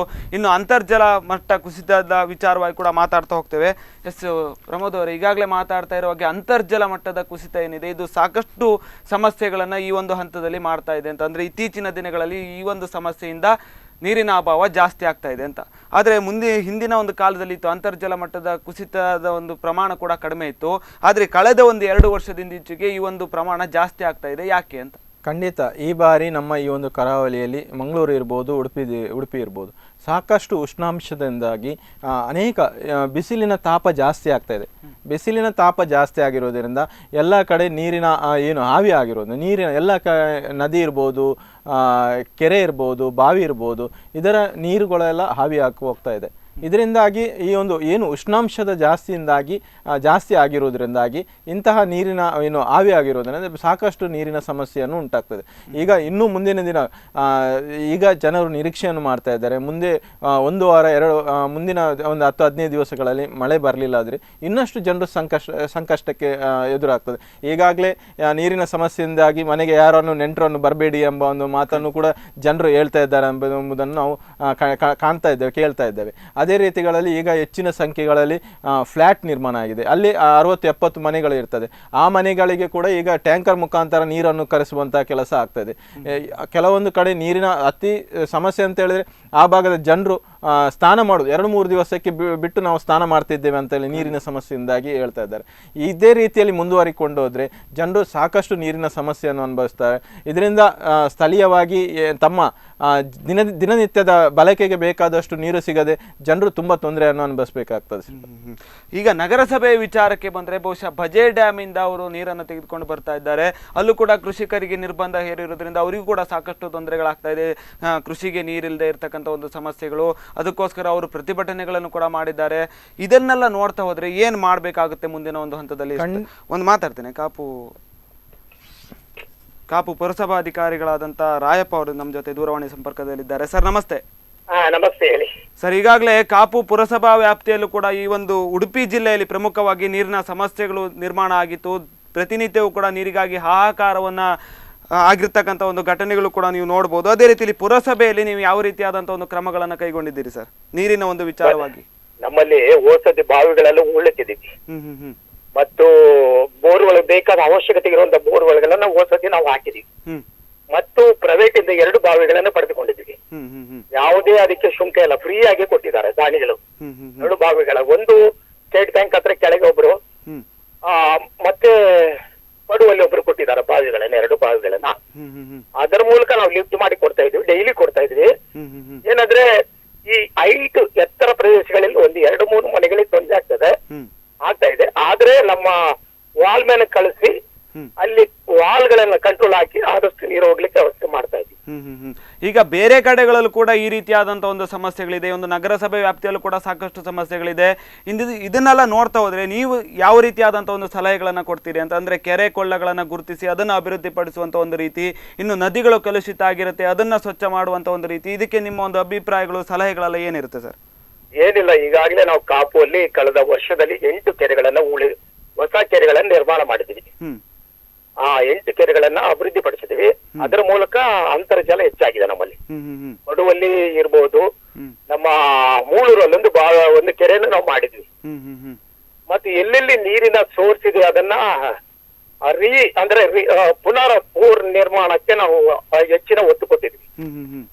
ಯಾಕಂದ್ರೆ ಮುಂಜಾಗ್ರತೆ ಕ್ರಮವಾಗಿ ನಾವು ಡಿಸೆಂಬರ್ ಇಂದಾನೇ ಅದರ ಬಗ್ಗೆ ಪ್ರಯತ್ನ ಮಾಡಿದ್ವಿ. ನಮ್ಮ ಇಂಜಿನಿಯರ್ಗಳಿಗೆಲ್ಲ ಡೈರೆಕ್ಷನ್ ಕೊಟ್ಟಿದ್ದೀವಿ. ಆ ಮೂಲಕ ಅದನ್ನ ಸ್ವಲ್ಪ ನಾವು ಜಾಗ್ರತೆ ಮಾಡಿದ್ರೆ ನಮಗೆ ಪ್ರಾಬ್ಲಮ್ ಆಗಿದೆ. ಅಂದ್ರೆ ಇಂಥ ಒಂದು ಸಮಸ್ಯೆಗಳನ್ನ ಬಗೆಹರಿಸೋದಕ್ಕೆ ನಿಮ್ಮ ಪ್ರಕಾರವಾಗಿ ಹೇಳ್ತಾ ಹೋದ್ರೆ ನವೆಂಬರ್-ಡಿಸೆಂಬರ್ ತಿಂಗಳಿಂದಲೇ ಈ ಸಮಸ್ಯೆಗೆ ಎಚ್ಚೆತ್ತುಕೊಂಡ್ರೆ ಈ ಒಂದು ಸಂದರ್ಭದಲ್ಲಿ ಈ ಒಂದು ಸಮಸ್ಯೆ ನಿರ್ಮಾಣ ಆಗತ್ತೆ ಅಂತ, ನಿವಾರಣೆ ಆಗತ್ತೆ ಅಂತ. ಹೌದೌದು. ಎಸ್ ಖಂಡಿತ ಸರ್, ಧನ್ಯವಾದಗಳು. ಈಗಾಗಲೇ ಅವರು ಹೇಳಿರೋ ಹಾಗೆ ಕಾಪು ಪುರಸಭಾ ವ್ಯಾಪ್ತಿಯಲ್ಲಿ ಸಾಕಷ್ಟು ಮುನ್ನೆಚ್ಚರಿಕೆ ಕ್ರಮವಾಗಿ ನಾವು ಡಿಸೆಂಬರ್ ಮತ್ತು ನವೆಂಬರ್ ತಿಂಗಳಿಂದಲೇ ಈ ಒಂದು ಸಮಸ್ಯೆಯನ್ನು ನಿವಾರಣೆ ಮಾಡೋದಕ್ಕೋಸ್ಕರವಾಗಿ ಕೆರೆಗಳನ್ನು ಮತ್ತು ಅದೇ ರೀತಿಯಲ್ಲಿ ಸಾಕಷ್ಟು ಹೊಳ್ಳ ಕೊಳ್ಳಗಳನ್ನು ಅಭಿವೃದ್ಧಿಪಡಿಸಿದ್ದೇವೆ. ಇದರಿಂದ ಅಂತರ್ಜಲ ಮಟ್ಟವು ಕೂಡ ಜಾಸ್ತಿ ಆಗಿದೆ ಅನ್ನುವಂಥ ಒಂದು ವಿಚಾರವನ್ನು ಕೂಡ ಅವರು ಹೇಳಿದರು. ಖಂಡಿತ ನಾವು ಈಗಾಗಲೇ ರಾಯಪ್ಪರವರು ಹೇಳಿದರು ಆ ಭಾಗದಲ್ಲಿ ನೀರಿನ ಸಮಸ್ಯೆ. ಖಂಡಿತ ಅವರು ಹೆಚ್ಚಿನ ಒಂದು ಮುತುವರ್ಜಿ ವಹಿಸಿಕೊಂಡು ಆ ಭಾಗದ ನೀರಿನ ಸಮಸ್ಯೆಗೆ ಅವರು ಸ್ಪಂದಿಸ್ತಿದ್ದಾರೆ. ಅದೇ ರೀತಿಯಲ್ಲಿ ಕೆಲವೊಂದು ಕಡೆ ನೀರಿನ ಸಮಸ್ಯೆ ನಾವು ಈಗಾಗಲೇ ಗಮನಿಸ್ತಾ ಇದ್ದೇವೆ. ಆದರೆ ನಾವು ಮುಖ್ಯವಾಗಿ ಗಮನಿಸಬೇಕು, ಕೆರೆ ಅಭಿವೃದ್ಧಿ ಪಡಿಸಿದಲ್ಲಿ ಅಂತರ್ಜಲ ಹೆಚ್ಚಾಗ್ತದೆ. ಆ ಭಾಗದ ಜನರಿಗೆ ಎಲ್ಲ ರೀತಿಯಲ್ಲಿ ಅದು ಉಪಯೋಗ ಆಗ್ತದೆ. ನಾವು ಈಗಾಗಲೇ ನಾನು ಹೇಳಿದ್ದೇನೆ, ಆ ಭಾಗದ 8 ಕೆರೆಗಳು ಉತ್ತಮ ರೀತಿಯಲ್ಲಿ ಅಭಿವೃದ್ಧಿ ಮಾಡಿದ್ದಾರೆ. ಆ ಭಾಗದ ಕೃಷಿಕರಿಗಿರ್ಬೋದು, ಸ್ಥಳೀಯ ಜನರ ಬಾವಿಯಲ್ಲಿ ಕಳೆದ ಒಂದು ಆ ಊರಿಗೆ ಹೋದಾಗ ನಮಗೆ ಅವರು ಹೇಳಿದ್ರು, ನಮಗೆ ಈ ಒಂದು ಕೆರೆ ಅಭಿವೃದ್ಧಿ ಆಗಿರುವುದರಿಂದ ನಮ್ಮ ಬಾವಿಯ ನೀರಿನ ಮಟ್ಟ ಜಾಸ್ತಿ ಆಗಿದೆ, ಇದರಿಂದ ನಮಗೆ ಹೆಚ್ಚಿನ ಉಪಯೋಗ ಆಗ್ತಾ ಇದೆ ಅಂತ ಹೇಳಿ. ಒಂದು ಕರೆ ಇದೆ. ಹಲೋ ಸರ್, ನಮಸ್ತೆ ಸರ್. ಎಲ್ಲಿಂದ ಕರೆ ಮಾಡ್ತಾ ಇದ್ದೀರಿ? ನಿಮ್ಮ ಹೆಸರು? ನಾನು ರಮೇಶ್ ಕೋಟೆ ಅಂತ ಕಟ್ಪಾಡಿಯಿಂದ. ಎಸ್, ಹೇಳಿ ಸರ್. ಈ ಒಂದು ಜಲಕ್ಷಾಮದ ವಿಚಾರವಾಗಿ ಮಾತಾಡ್ತಾ ಇದ್ವಿ. ಉಡುಪಿ ಜಿಲ್ಲೆಯಲ್ಲಿ ಸಾಕಷ್ಟು ನೀರಿನ ಸಮಸ್ಯೆಗಳಿದೆ. ನಿಮ್ಮ ಒಂದು ಅಭಿಪ್ರಾಯ ಏನಿದೆ ಸರ್? ನನ್ನ ಅಭಿಪ್ರಾಯ ಅಂದ್ರೆ ನಮ್ಮ ಸರ್ಕಾರ ಸಣ್ಣ ಪ್ರಾಜೆಕ್ಟ್ ಅನ್ನು ಕೈ ಹಾಕ್ತಾ ಇದೆ. ನಾನು ಕಾಪು ಹೋಬಳಿಗೆ ಸಂಬಂಧಪಟ್ಟ ವಿಷಯವಾಗಿ ಹೇಳುವುದಾದ್ರೆ, ಆನೆಕೆರೆಯಿಂದ ಇಲ್ಲಿ ಉದ್ಯಾನ ಮಾರ್ಗವಾಗಿ ಸಮುದ್ರಕ್ಕೆ ನಮ್ಮ ಹೊಳೆ ಸೇರ್ತದೆ. ಇಲ್ಲಿ ಒಂದು ಅಂಕುದ್ರು ಮತ್ತು ಪಜಕೊಡೆ ಅಂತ ಒಂದು ಏರಿಯಾ ಇದೆ. ಪ್ರಮೋಸುವರ್ಣರಿಗೆ ಗೊತ್ತಿದೆ ಆ ಏರಿಯಾ. ಅಲ್ಲಿ ಸುಮಾರು 180 ಮೀಟರ್ ಅಗಲದಲ್ಲಿ ಚೆಕ್ ಡ್ಯಾಮ್ ಹಾಕಿ ಮಳೆಗಾಲದ ನೀರನ್ನು ಮಳೆಗಾಲದಲ್ಲಿ ಫಸ್ಟ್ ಗೇಟ್ ಹಾಕಿ ಹೊರಬಿಟ್ಟು ಮಳೆಗಾಲ ಮುಗಿದ ನಂತರ ಅದನ್ನು ಬಂದ್ ಮಾಡಿದಲ್ಲಿ ಸಾಧಾರಣ ನಮ್ಮ ಕಾಪು ಅಲ್ಲ ಉಡುಪಿ ಜಿಲ್ಲೆಗೆ ನೀರು ಕೊಡಬಹುದು. ಇಂತಹ ಒಂದು ಪ್ರಾಜೆಕ್ಟ್ ಅನ್ನು ಯಾಕೆ ಕೈ ಹಾಕುದಿಲ್ಲ ಸರ್ಕಾರ? 2 ಕೋಟಿ 3 ಕೋಟಿಯ ಪ್ರಾಜೆಕ್ಟ್ಗೆ ಕೈ ಹಾಕಿ ಇದು ಪರಿಹಾರ ಆಗುವುದಲ್ಲ. 100 ಕೋಟಿ ಖರ್ಚು ಮಾಡಿ ಒಮ್ಮೆ ಅದನ್ನು ಪ್ರಯತ್ನ ಪಟ್ರೆ, ನ್ಯಾಚುಮೆಂಟ್ ಏರಿಯಾ ಆನೆ ಕೆರೆ ತನಕ ಇದೆ ತೂಡ ಮಾರ್ಗವಾಗಿ, ಅದನ್ನೆಲ್ಲ ಸೇಕರಿಸಿ ಅಲ್ಲಿಗೆ ಹೋಗುವ ನೀರನ್ನು ನಾವು ಅಲ್ಲಿ ನಿಲ್ಲಿಸಿ ಸೀಸನ್ ನಲ್ಲಿ ಎಲ್ಲ ಸಬ್ಸೈಲ್ ವಾಟರ್ ಲೆವೆಲ್ ಇನ್ಕ್ರೀಸ್ ಆಗ್ತದೆ, ಎಲ್ಲಾ ಬಾವಿಯಲ್ಲೂ ನೀರಿರ್ತದೆ. ಈಗ ಇದೆಲ್ಲ ಸಣ್ಣ ಸಣ್ಣ ಪ್ರಾಜೆಕ್ಟ್ ಎಲ್ಲ ಮಾಡಿ ಆಗು ಹೋಗುದಲ್ಲ. ಯಾಕಂದ್ರೆ ಎಷ್ಟು ಮನೆಗಳಾಗಿದ್ದಾವೆ, 1 ಎಕರೆಯಲ್ಲಿ 10 ಬಾವಿ ಇರ್ತದೆ, ಅದೇ ನೀರು ಹಂಚಿ ಹೋಗ್ಬೇಕು. ಹಾಗೆಲ್ಲ ಮಾಡಿದ್ರೆ ಆಗುದಿಲ್ಲ. ಇದಕ್ಕೆ ಸರ್ಕಾರ ಇಂಥ ಕ್ರಮಗಳನ್ನು ಕೈಗೊಂಡ್ರೆ ಮಾತ್ರ ಜಲಕ್ಷಾಮವನ್ನು ನಿಲ್ಲಿಸಬಹುದು. ಎಸ್, ಖಂಡಿತ ಸರ್. ನಿಮ್ಮ ಒಂದು ಅಭಿಪ್ರಾಯಕ್ಕೋಸ್ಕರ ಧನ್ಯವಾದಗಳು. ಖಂಡಿತ ರಮೇಶ್ ಕೋಟಿಯವರು ಉತ್ತಮ ಒಂದು ಸಲಹೆಯನ್ನು ಕೊಟ್ಟಿದ್ದಾರೆ. ಯಾಕೆಂತ ಹೇಳಿದ್ರೆ ಈ ಒಂದು ಕರಾವಳಿ ಭಾಗದ ಜನರು ನಾವು ಭಾಗ್ಯವಂತರ ಅಂತ ಹೇಳಿ ಕರಿಬಹುದು. ಯಾಕೆಂತ ಹೇಳಿದ್ರೆ ಈ ಭಾಗದಲ್ಲಿ ಸಾಕಷ್ಟು ನದಿಗಳು ಹರಿತಾ ಇದೆ, ನದಿಯ ಮೂಲ ನೀರಿನ ಮೂಲಗಳು ಸಾಕಷ್ಟು ಇದೆ. ಆದ್ರಿಂದ ನಾವು ಅದನ್ನು ಉಪಯೋಗವನ್ನು ಮಾಡ್ತಾ ಇಲ್ಲ. ಇಂತಹ ಯೋಜನೆಗಳನ್ನು ತಂದಾಗ ಈ ಭಾಗದ ಜನರಿಗೆ ಸಾಕಷ್ಟು ಜನರಿಗೆ ಇದು ಉತ್ತಮವಾಗಿ ಉಪಯೋಗ ಆಗ್ತದೆ. ಮುಖ್ಯವಾಗಿ ನಾವು ಇಲ್ಲಿ ಗಮನಿಸುವ ಸರ್ಕಾರದಿಂದ ಸಾಕಷ್ಟು ಅನುದಾನಗಳು ಬರ್ತವೆ. ನಾವು ಪ್ರತಿ ಬಾರಿ ನಾವು ಹಲವಾರು ಕಡೆಯಲ್ಲಿ ಟ್ಯಾಂಕ್ಗಳು ನಿರ್ಮಾಣವಾದನ್ನು ನಾವು ಕಂಡಿದ್ದೇವೆ. ಟ್ಯಾಂಕ್ಗಳು ನಿರ್ಮಾಣ ಆಗ್ತದೆ, 1-2 ವರ್ಷ ಅದರ ಉಪಯೋಗಗಳು ಜನರಿಗೆ ಸಿಗ್ತದೆ, ಮತ್ತೆ ಆ ಟ್ಯಾಂಕ್ ಅನ್ನು ಸರಿಯಾದ ರೀತಿಯಲ್ಲಿ ಬಳಕೆ ಮಾಡ್ತಾ ಇಲ್ಲ. ಅದೆಷ್ಟೋ ಟ್ಯಾಂಕ್ಗಳು ಕಡಪಾಳಿ ಪರಿಸರ ಇರ್ಬೋದು, ಹಲವಾರು ಪರಿಸರ ಟ್ಯಾಂಕ್ಗಳನ್ನು ಉಪಯೋಗವೇ ಆಗ್ತಾ ಇಲ್ಲ. ಸುಮ್ಮನೆ ಆ ಒಂದು ಸರ್ಕಾರದ ಅನುದಾನವನ್ನು ಬಳಸಿಕೊಂಡು ಟ್ಯಾಂಕ್ ನಿರ್ಮಾಣ ಆಗ್ತದೆ. ಒಂದು ಜಾಗ ನೋಡಿ ಅಲ್ಲಿ ಏನು ಬೋರ್ವೆಲ್ ಮಾಡಿಕೊಂಡು ಅದು ನೀರು ಸಪ್ಲೈ ಮಾಡುವಂಥ ಕೆಲಸ ಮಾಡ್ತಾರೆ ಆ ಒಂದು ಟ್ಯಾಂಕಿಗೆ. ಅಲ್ಲಿ ಏನಾಗುತ್ತೆ ಅಂತ ಹೇಳಿದ್ರೆ ಆ ಭಾಗದ ಜನರ ಏನಾದರೂ ವಿರೋಧ ಬಂದಾಗ ನಂತರ ಈ ಟ್ಯಾಂಕ್ ಏನು ನಿರ್ಮಾಣ ಮಾಡಿರ್ತದೆ ಇದರ ಉಪಯೋಗವೇ ಆಗ್ತಾ ಇಲ್ಲ. ಖಂಡಿತ ಏನು ಬೋರ್ವೆಲ್ ನಿರ್ಮಾಣ ಆಗೋದು ಒಂದು ಊರಲ್ಲಿ ಆಗಿದ್ರು, ಟ್ಯಾಂಕ್ ನಿರ್ಮಾಣ ಆಗ್ತದೆ ಬೇರೆ ಕಡೆ. ಈ ಜನರು ಉಪಯೋಗ ಏನು ಅವರ ಬೋರ್ವೆಲ್ ಆ ಭಾಗದ ಜನರು ವಿರೋಧ ಪಡಿಸಿದಾಗ ಮೊದಲಿಗೆ ಟ್ಯಾಂಕ್ ನಿರ್ಮಾಣವಾಗಿರ್ತದೆ. ಈ ಬೋರ್ವೆಲ್ ನಿರ್ಮಾಣಕ್ಕೆ ಹೋದಾಗ ಅಲ್ಲಿ ಜನರು ವಿರೋಧ ವ್ಯಕ್ತಪಡಿಸ್ತಾರೆ, ಎಲ್ಲಿ ಅವರಿಗೆ ಅವಕಾಶ ಸಿಗುವುದಿಲ್ಲ. ಖಂಡಿತ ಸರ್ಕಾರದಿಂದ ಅನುದಾನ ಬಂದನ್ನು ಉಪಯೋಗಿಸಿಕೊಳ್ಳುವಾಗ ಇಂತಹ ಸಮಸ್ಯೆ ಬಂದಾಗ ನಂತರ ಈ ಏನು ಅನುದಾನಗಳು ಎಲ್ಲ ಹಾಳಾಗಿ ಹೋಗ್ತದೆ. ಯಾವುದೇ ಒಂದು ಯೋಜನೆ ತಂದಾಗ ಈಗ ಅವರು ರಮೇಶ್ ಅವರು ಹೇಳು ಇಂತಹ ಯೋಜನೆಗಳನ್ನು ಒಂದು ಪ್ಲ್ಯಾನ್ ಪ್ರಕಾರ ಚಿಕ್ಕ ಚಿಕ್ಕ ಯೋಜನೆಗಳನ್ನು ತಂದು ಜನರಿಗೆ ಉಪಯೋಗ ಆಗುವ ರೀತಿಯಲ್ಲಿ ಈ ಒಂದು ಯೋಜನೆಗಳನ್ನು ತರಬೇಕು. ಆವಾಗ ನಾವು ಎಲ್ಲ ಇಂತಹ ಸಮಸ್ಯೆಗಳನ್ನು ಬಗೆಹರಿಸಲಿಕ್ಕೆ ಆಗ್ತದೆ ಅಂತ ಹೇಳ್ಬೋದು. ಮತ್ತೆ ಇನ್ನೊಂದು ವಿಚಾರಗಳನ್ನು ಕೂಡ ಹೇಳಿದ್ರು, ಅಂದ್ರೆ ದೊಡ್ಡ ಮಟ್ಟದಲ್ಲಿ ಪ್ಲಾನ್ ಮಾಡಿ ಎಲ್ಲ ಒಂದು ಸಾಕಷ್ಟು ಗ್ರಾಮಗಳಿಗೆ ಅನುಕೂಲವಾಗುವ ನಿಟ್ಟಿನಲ್ಲಿ ಒಂದು ಕ್ರಮವನ್ನು ಕೈಗೊಂಡ್ರೆ ಅಥವಾ ಒಂದು ಯೋಜನೆಯನ್ನು ಕೈಗೊಂಡ್ರೆ ಸಾಕಷ್ಟು ಕುಟುಂಬಗಳಿಗೆ ಅನುಕೂಲ ಆಗುತ್ತೆ, ಸಾಕಷ್ಟು ಮನೆಗಳಿಗೆ ನೀರು ಸಿಗುತ್ತೆ ಅನ್ನುವಂಥ ಒಂದು ವಿಚಾರವಾಗಿ ಕೂಡ ರಮೇಶ್ ಕೋಟೆಯವರು ಹೇಳಿದರು. ಈ ವಿಚಾರವಾಗಿ ಮತ್ತೆ ಆನೆಜರಿ ಮತ್ತೆ ಆನೆಕೆರೆ ಮತ್ತೆ ಉದ್ಯಾವರದ ವಿಚಾರವಾಗಿ ಕೂಡ ಹೇಳಿದ್ರು. ಇನ್ನು 180 ಮೀಟರ್ ಅಲ್ಲಿ ಮಳೆಗಾಲದ ಸಂದರ್ಭದಲ್ಲಿ ಅವರೊಂದು ಯೋಜನೆಯನ್ನ ಕೂಡ ಹೇಳಿದ್ರು, ಅದನ್ನ ಕ್ರೋಢೀಕರಿಸಿ ನಂತರ ಉಪಯೋಗಿಸುವಂತ ಒಂದು ರೀತಿಯಲ್ಲಿ ಕೂಡ ಹೇಳಿದ್ರು. ಖಂಡಿತ ನಾವು ಇಲ್ಲಿ ಮುಖ್ಯವಾಗಿ ಗಮನಿಸಬೇಕಂತ ಹೇಳಿದ್ರೆ ಕುರ್ಕಾಲಲ್ಲಿ ನೀರನ್ನು ಏನು ಸಾಕಷ್ಟು ನೀರನ್ನು ಉಪಯೋಗಿಸಿಕೊಂಡು ಬಹು ಕುಡಿಯುವ ಯೋಜನೆ ಕುಡಿಯುವ ಯೋಜನೆ ಅದನ್ನು ನಿರ್ಮಾಣ ಆಗ್ಲಿಕ್ಕೆ ಎಲ್ಲ ಆ ಭಾಗದಲ್ಲಿ ತಯಾರಿ ನಡೆದಿತ್ತು. ನಂತರ ಆ ತಯಾರಿ ನಡೆದ ನಂತರ ಅದು ಏನು ಜನರ ವಿರೋಧ ಪ್ರಾರಂಭವಾಯಿತು. ಖಂಡಿತ ಜನರ ವಿರೋಧ ಅಂದರೆ ಇಂತಹ ಏನು ಯೋಜನೆಗಳನ್ನು ತಂದಾಗ ಸ್ಥಳೀಯವಾಗಿ ಅಲ್ಲಿಯ ಜನರನ್ನು ಒಟ್ಟುಗೂಡಿಸಿಕೊಂಡು ಈ ಬಗ್ಗೆ ಅವರ ಹತ್ರ ಏನೊಂದು ಪ್ಲಾನ್ ಸಾಧಕ ಬಾಧಕಗಳ ಬಗ್ಗೆ ನಾವು ಅದರ ಬಗ್ಗೆ ಚರ್ಚೆ ನಡೆಸಿ, ಅಂದರೆ ಆ ಭಾಗದ ಜನರಿಗೆ ಮೊದಲು ನೀರು ಕೊಡುವಂಥ ವ್ಯವಸ್ಥೆ ನಮ್ಮಿಂದ ಆಗಬೇಕು.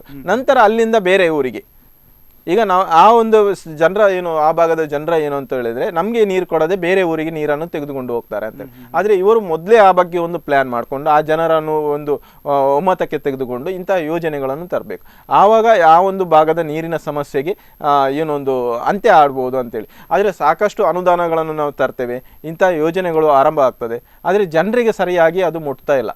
ಮತ್ತೆ ಪ್ರತಿಯೊಬ್ಬರನ್ನು ಕೂಡ ಅರ್ಥ ಮಾಡಿಸುವಂತ ಒಂದು ಪ್ರಯತ್ನವನ್ನ ಅಧಿಕಾರಿಗಳು ಮಾಡಬೇಕಾಗಿದೆ. ಎಸ್, ಇನ್ನೊಂದು ವಿಚಾರವನ್ನ ಮಾತಾಡ್ತಾ ಇದ್ವಿ ನಾವು. ನಗರಸಭೆ ವ್ಯಾಪ್ತಿಯಲ್ಲಿ ಕೂಡ ಸಾಕಷ್ಟು ಸಮಸ್ಯೆಗಳಿದೆ ಅಂತಂದ್ರೆ ಅಲ್ಲಿ ಬಜೆ ಡ್ಯಾಮ್ ನಿಂದ ನೀರನ್ನ ವಿನಿಯೋಗಿಸುವಂತ ಒಂದು ಕೆಲಸಗಳಾಗ್ತಾ ಇತ್ತು. ಕೃಷಿಕರಿಗೂ ಕೂಡ ಸಾಕಷ್ಟು ತೊಂದರೆಗಳು ಕೂಡ ಉಂಟಾಗಿತ್ತು. ಅವರಿಗೂ ಕೂಡ ನೀರಿನ ವಿಚಾರದಲ್ಲಿ ನಿರ್ಬಂಧವನ್ನ ಕೂಡ ಹೇರಲಾಗಿತ್ತು. ಅವರು ಪ್ರತಿಭಟನೆಗಳನ್ನು ಕೂಡ ಮಾಡಿದ್ರು. ಇದೆಲ್ಲ ವಿಚಾರವನ್ನು ನೋಡಿದಾಗ ಅಲ್ಲಿ ಏನು ಸಮಸ್ಯೆ ಇದೆ ಅಂತ ಬಜೆ ಡ್ಯಾಮ್ ನಿಂದ ನೀರು ತರುವಂತ ಒಂದು ವಿಚಾರದಲ್ಲಿ ಖಂಡಿತ ಈ ಒಂದು ಬಜೆ ಡ್ಯಾಮ್ ಅಲ್ಲಿ ನೀರಿನ ಒಂದು ಮೂಲ ಅಲ್ಲಿಂದ ನಾವು ಈ ಒಂದು ನಗರಸಭೆ ಇಡೀ ಉಡುಪಿಗೆ ಅಲ್ಲಿಂದ ನೀರು ಬರುವಂಥ ವ್ಯವಸ್ಥೆ ಆಗ್ತದೆ.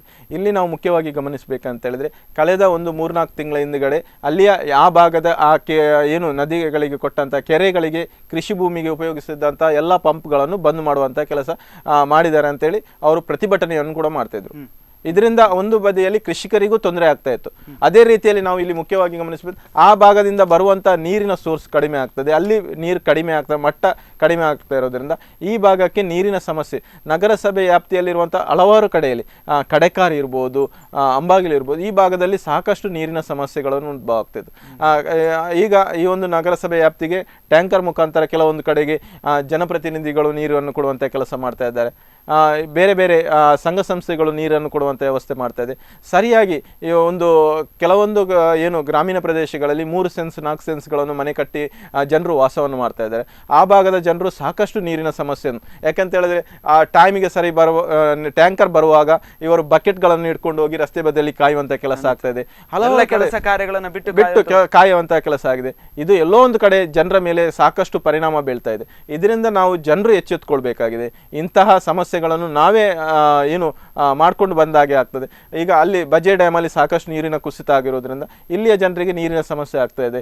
ನಗರಸಭೆ ಕೂಡ ಇದಕ್ಕೆ ನಗರಸಭೆ ಈ ಒಂದು ಯೋಜನೆ ಅಂತ ನೀರಿನ ಸಮಸ್ಯೆ ಬಗ್ಗೆ ಸಾಕಷ್ಟು ಬೇಗನೆ ಅಧಿಕಾರಿಗಳು ಈಗಾಗಲೇ ರಮೇಶ್ ಅವರು ಬೇಗ ನಾವು ಕಡೆಯ ಬಾರಿ ಮಾರ್ಚ್ ಏಪ್ರಿಲ್ ಬಂದಾಗ ನೀರಿನ ಸಮಸ್ಯೆಗೆ ನಾವು ಆ ಟೈಮಲ್ಲಿ ಮಾತ್ರ ಜನರು ಏನಂತ ಹೇಳಿದ್ರೆ ಈ ಬಾರಿ ಚುನಾವಣೆ ಹಿಂದ್ಗಡೆ ಇದ್ರು ಹೆಚ್ಚಾಗಿ ನೀರಿನ ಸಮಸ್ಯೆ ಬಗ್ಗೆ. ಈಗ ಜನರಿಗೆ ಅರಿವು ಆಗ್ತದೆ, ನೀರಿನ ಸಮಸ್ಯೆ ಆಗ್ತದೆ. ಸಾಕಷ್ಟು ಜನರು ನೀರಿಲ್ಲದ ತೊಂದರೆಯನ್ನು ಈ ಒಂದು ನಗರಸಭೆ ವ್ಯಾಪ್ತಿಯಲ್ಲಿ ಕೂಡ ಜನರು ತೊಂದರೆಯನ್ನು ಅನುಭವಿಸ್ತಿದ್ದಾರೆ. ಮತ್ತೆ ಜನರು ಮುಂಚಿತವಾಗಿ ಮೂಲಭೂತ ಸೌಕರ್ಯಗಳು ನಮಗೆಲ್ಲ ಸಿಗ್ತಾ ಇದೆ ಅನ್ನುವಂಥ ಒಂದು ವಿಚಾರವಾಗಿ ಯೋಚನೆಯನ್ನ ಮಾಡಿದ್ರೆ ಇಂಥ ಒಂದು ಸಮಸ್ಯೆಗಳನ್ನ ಆದಷ್ಟು ತಪ್ಪಿಸಬಹುದಾ ಅಂತ. ಎಸ್, ಈ ವಿಚಾರವಾಗಿ ಮಾತಾಡ್ತಾ ಈ ಒಂದು ಪಕ್ಷಿಗಳಿಗೂ ಕೂಡ ಸಾಕಷ್ಟು ತೊಂದರೆಗಳಾಗ್ತಾ ಇದೆ. ಪಕ್ಷಿ ಸಂಕುಲಗಳು ಕೂಡ ನೀರಿಲ್ಲದೆ ಸಾಯುವಂತ ಒಂದು ಪರಿಸ್ಥಿತಿ ಎಷ್ಟೋ ಕಡೆಗಳಲ್ಲಿ ನಿರ್ಮಾಣ ಆಗಿದೆ. ಇದೆಲ್ಲ ಪಕ್ಷಿ ಧಾಮಗಳಲ್ಲೂ ಕೂಡ ನೀರಿಲ್ಲದೆ ಇರತಕ್ಕಂಥ ಒಂದು ವಿಚಾರವಾಗಿ ಕೂಡ ತೊಂದರೆಗಳಾಗ್ತಾ ಇದೆ. ಇನ್ನು ಅದೆಷ್ಟೋ ಕಡೆಗಳಲ್ಲಿ ಮನೆಯಲ್ಲಿ ಇಷ್ಟು ಪಾತ್ರೆಗಳಲ್ಲಿ ನೀರಿಡುವಂತ ಒಂದು ಕೆಲಸಗಳು ಕೂಡ ಆಗ್ತಾ ಇದೆ. ಇದನ್ನೆಲ್ಲ ನೋಡಿದಾಗ ಮುಂದೆಯಿಂದ ಒಂದು ಹಂತದಲ್ಲಿ ಏನಾಗುತ್ತೆ ಅಂತ, ಇದೇ ರೀತಿ ಬಿಸಿಲಿನ ತಾಪ ಜಾಸ್ತಿ ಆದ್ರೆ ಪಕ್ಷಿಗಳೆಲ್ಲ ಒಂದು ಸಾಯುವಂತ ಒಂದು ಪರಿಸ್ಥಿತಿ ನಿರ್ಮಾಣ ಆದ್ರೆ ಮುಂದಿನ ಹಂತದಲ್ಲಿ ಒಂದು ಪ್ರಕೃತಿಗೆ ಯಾವ ರೀತಿಯಾದಂತ ಒಂದು ತೊಂದರೆ ಆಗುತ್ತೆ ಅಂತ. ಖಂಡಿತ ನಾವು ಇಲ್ಲಿ ಮುಖ್ಯವಾಗಿ ಏನಂತ ಹೇಳಿದ್ರೆ ಈ ಭಾಗದ ಹಲವಾರು ಕಾಡುಗಳು ಇರ್ಬೋದು, ಕಾಲ್ಗಿಚ್ಚಿನ ಬೆಂಕಿಯಿಂದಾಗಿ ಹಲವಾರು ಪಕ್ಷಿಗಳಿಗೆ ತೊಂದರೆ ಆಗ್ತದೆ, ನಾಶವಾಗ್ತಾ ಇದೆ. ಬೆಂಕಿಯಿಂದಾಗಿ ಕಾಡು ನಾಶ ಆಗ್ತಾ ಇದೆ. ಮತ್ತೆ ನಾವು ಮುಖ್ಯವಾಗಿ ಈ ಪಕ್ಷಿ ಪ್ರಾಣಿಗಳಿಗೆ ಈಗ ನೀರಿನ ಸಮಸ್ಯೆ ಆಗಿದೆ. ನೀರಿನ ಸಮಸ್ಯೆ. ಯಾಕಂತ ಹೇಳಿದ್ರೆ ಪ್ರತಿ ಕಡೆ ನೀರೇ ಇಲ್ಲದ ಪಕ್ಷಿಗಳು ಸಾಯ್ತಾ ಇದೆ ಅಂತ ಹೇಳಿ ಮಾಹಿತಿ. ಈಗ ಸ್ಥಳೀಯವಾಗಿ ಸಂಘ ಸಂಸ್ಥೆಗಳು, ಕೆಲವೊಂದು ಸಂಘ ಸಂಸ್ಥೆಗಳು ಇರ್ಬೋದು, ಜನರು ಇರ್ಬೋದು, ಪಕ್ಷಿಗಳಿಗೆ ಬೇಕಾದಂಥ ಏನು ಒಂದು ಪ್ಲಾಸ್ಟಿಕ್ ಲೋಟಗಳಲ್ಲಿ, ಇನ್ನಿತರ ಏನು ಪಾತ್ರೆಗಳಲ್ಲಿ ನೀರಿಡುವಂಥ ಕೆಲಸವಾಗ್ತದೆ. ಸ್ಥಳೀಯವಾಗಿ ಹಲವಾರು ಸಂಘ ಸಂಸ್ಥೆಗಳನ್ನು ನಾವು ಕಂಡಿದ್ದೇವೆ. ನೀರಿನ ಒಂದು ಏನು ಪಕ್ಷಿಗಳಿಗೆ ಬೇಕಾದಂಥ ನೀರನ್ನು ಮನುಷ್ಯರು ಹಿಡ್ಕೊಂಡು ಮನುಷ್ಯರು ಕೃತಕವಾಗಿ ನಿರ್ಮಿಸುವಂಥ ಕೆಲಸ ಆಗ್ತದೆ. ಯಾಕಂತ ಹೇಳಿದ್ರೆ ಪಕ್ಷಿ ಪ್ರಾಣಿಗಳು ಬದುಕ್ತಿತ್ತು, ಆದರೆ ನೀರನ್ನು ಹುಡ್ಕೊಂಡು ಹೋಗಿ ತಾವು ತಮ್ಮ ಏನು ಜೀವವನ್ನು ರಕ್ಷಿಸ್ಕೊಳ್ತಿತ್ತು. ಆದರೆ ಈಗ ಹುಡ್ಕೊಂಡು ಹೋದಾಗ ಅದಕ್ಕೆ ನೀರು ಸಿಗ್ತಾ ಇಲ್ಲ, ನೀರಿನ ಏನು ಅಭಾವ ಕಂಡಿರೋದ್ರಿಂದ ಜನರು ಈಗ ಪಕ್ಷಿ ಪ್ರಾಣಿಗಳಿಗೆ ನೀರನ್ನು ನೀಡುವಂಥ ಕೆಲಸ ಆಗ್ತದೆ. ಮುಂದಿನ ದಿನಗಳಲ್ಲಿ ನಾವು ಇದನ್ನು ಸರಿಯಾಗಿ ಈ ಒಂದು ಅಂತ್ಯವನ್ನು ನಾವು ಮಾಡಬೇಕಾಗಿದೆ. ಇದರಿಂದ ಪಕ್ಷಿ ಪ್ರಾಣಿಗಳನ್ನು ನಾವು ಉಳಿಸಬೇಕಾಗಿದೆ. ಖಂಡಿತ ನಾವು ಉಳಿಯೋದ್ರ ಜೊತೆಗೆ ಪಕ್ಷಿ ಪ್ರಾಣಿಗಳನ್ನು ಉಳಿಸಬೇಕಾದಂತ ಕಾಡುಗಳು ಕಾಡುಗಳನ್ನು ನಾಶ ಮಾಡಿರೋದ್ರಿಂದ ಈಗ ಎಲ್ಲ ಏನು ಕಾಡಿನಲ್ಲಿ ಬದುಕುವಂತ ಪ್ರಾಣಿಗಳೆಲ್ಲ ನಾಡಿಗೆ ಬರ್ತಾ ಇರ್ತಕ್ಕಂಥ. ಈಗ ನವಿಲುಗಳನ್ನು ನಾವು ಕಾಣಲಿಕ್ಕೆ ಸಿಗ್ತಾ ಇರಲಿಲ್ಲ. ಈಗ ಎಲ್ಲ ಕಡೆ ನವಿಲುಗಳು ಗದ್ದೆಯಲ್ಲಿ ಓಡಾಡ್ತದೆ, ಮನೆ ಅಂಗಳದಲ್ಲಿ ಓಡಾಡುವಂತ ಪರಿಸ್ಥಿತಿ ಉಂಟಾಗಿದೆ. ಯಾಕಂತ ಹೇಳಿದ್ರೆ ಆ ಒಂದು ಪಕ್ಷಿ ಪ್ರಾಣಿಗಳಿಗೆ ತಮ್ಮದೇ ಆದ ಒಂದು ಗೂಡುಗಳನ್ನು ಕಟ್ಟಿಕೊಂಡು ತಮ್ಮದೇ ಆದ ಒಂದು ಬದುಕನ್ನು ಮಾಡ್ಕೊಂಡು ಹೋಗ್ತದೆ. ಈಗ ಮನುಷ್ಯನ ಈ ಒಂದು ಏನು ಕಾಡು ನಾಶ ಮಾಡುವುದರಿಂದ ಮನುಷ್ಯನು ಆ ಪ್ರಾಣಿಗಳ ಮೇಲೆ ಏನು ತೊಂದರೆ ಕೊಡ್ತಾ ಇದ್ದಾರೆ ಅಂತ ನಾವು ಹೇಳಿದ್ರು ಕೂಡ ತಪ್ಪಾಗ್ಲಿಕ್ಕಿಲ್ಲ. ಇದರಿಂದ ಕೆಲವೊಂದು ಸಂಘ ಸಂಸ್ಥೆಗಳು ತಮ್ಮ ಏನು ಕಟ್ಟಡದ ಮೇಲೆಗಳಲ್ಲಿ ಒಂದು ಪಾತ್ರೆಗಳಲ್ಲಿ ನೀರು ಇಡುವಂಥ ಕೆಲಸಗಳು ಇರ್ಬೋದು, ಇನ್ನಿತರ ಸಂಘ ಸಂಸ್ಥೆಗಳು ಇಂತಹ ಕೆಲಸಗಳನ್ನು ಮಾಡ್ತಾ ಇದೆ. ಶ್ರೀನಾಥ್, ಒಂದು ವಿರಾಮದ ನಂತರ ಮತ್ತೆ ಇದೇ ವಿಚಾರವಾಗಿ ಮಾತಾಡೋಣ. ವೀಕ್ಷಕರೇ, ನೀವೇ ನೋಡ್ತಾ ಇರುವಾಗ ಈ ಒಂದು ಸಮಸ್ಯೆಗಳನ್ನು ಬಗೆಹರಿಸುವ ನಿಟ್ಟಿನಲ್ಲಿ ಮುಂದಿನ ಒಂದು ದಿನಗಳಲ್ಲಿ ಯಾವ ರೀತಿಯಾದಂಥ ಒಂದು ಕ್ರಮಗಳನ್ನು ನಮ್ಮ ಒಂದು ಪುರಸಭೆ, ನಗರಸಭೆ, ಅದೇ ರೀತಿಯಲ್ಲಿ ಗ್ರಾಮ ಸಭೆ ಅಧಿಕಾರಿಗಳು ತೆಗೆದುಕೊಳ್ಬೇಕು ಅನ್ನೋಂಥ ಒಂದು ವಿಚಾರವಾಗಿ ಕೂಡ ಮಾತಾಡ್ತಾ ಹೋಗ್ತೇವೆ. ಇನ್ನು ಜನರು ಕೂಡ ಯಾವ ರೀತಿಯಲ್ಲಿ ಎಚ್ಚೆತ್ತುಕೊಳ್ಬೇಕು ಅನ್ನೋಂಥ ಒಂದು ವಿಚಾರವಾಗಿ ಕೂಡ ನಿಮ್ಮ ಮುಂದೆ ಸಾಕಷ್ಟು ಸೂತ್ರಗಳನ್ನು ಇಡುವಂಥ ಒಂದು ಪ್ರಯತ್ನಗಳನ್ನು ಕೂಡ ಮಾಡ್ತೇವೆ. ಅದಕ್ಕೂ ಮುನ್ನ ಚಿಕ್ಕದೊಂದು ವಿರಾಮ.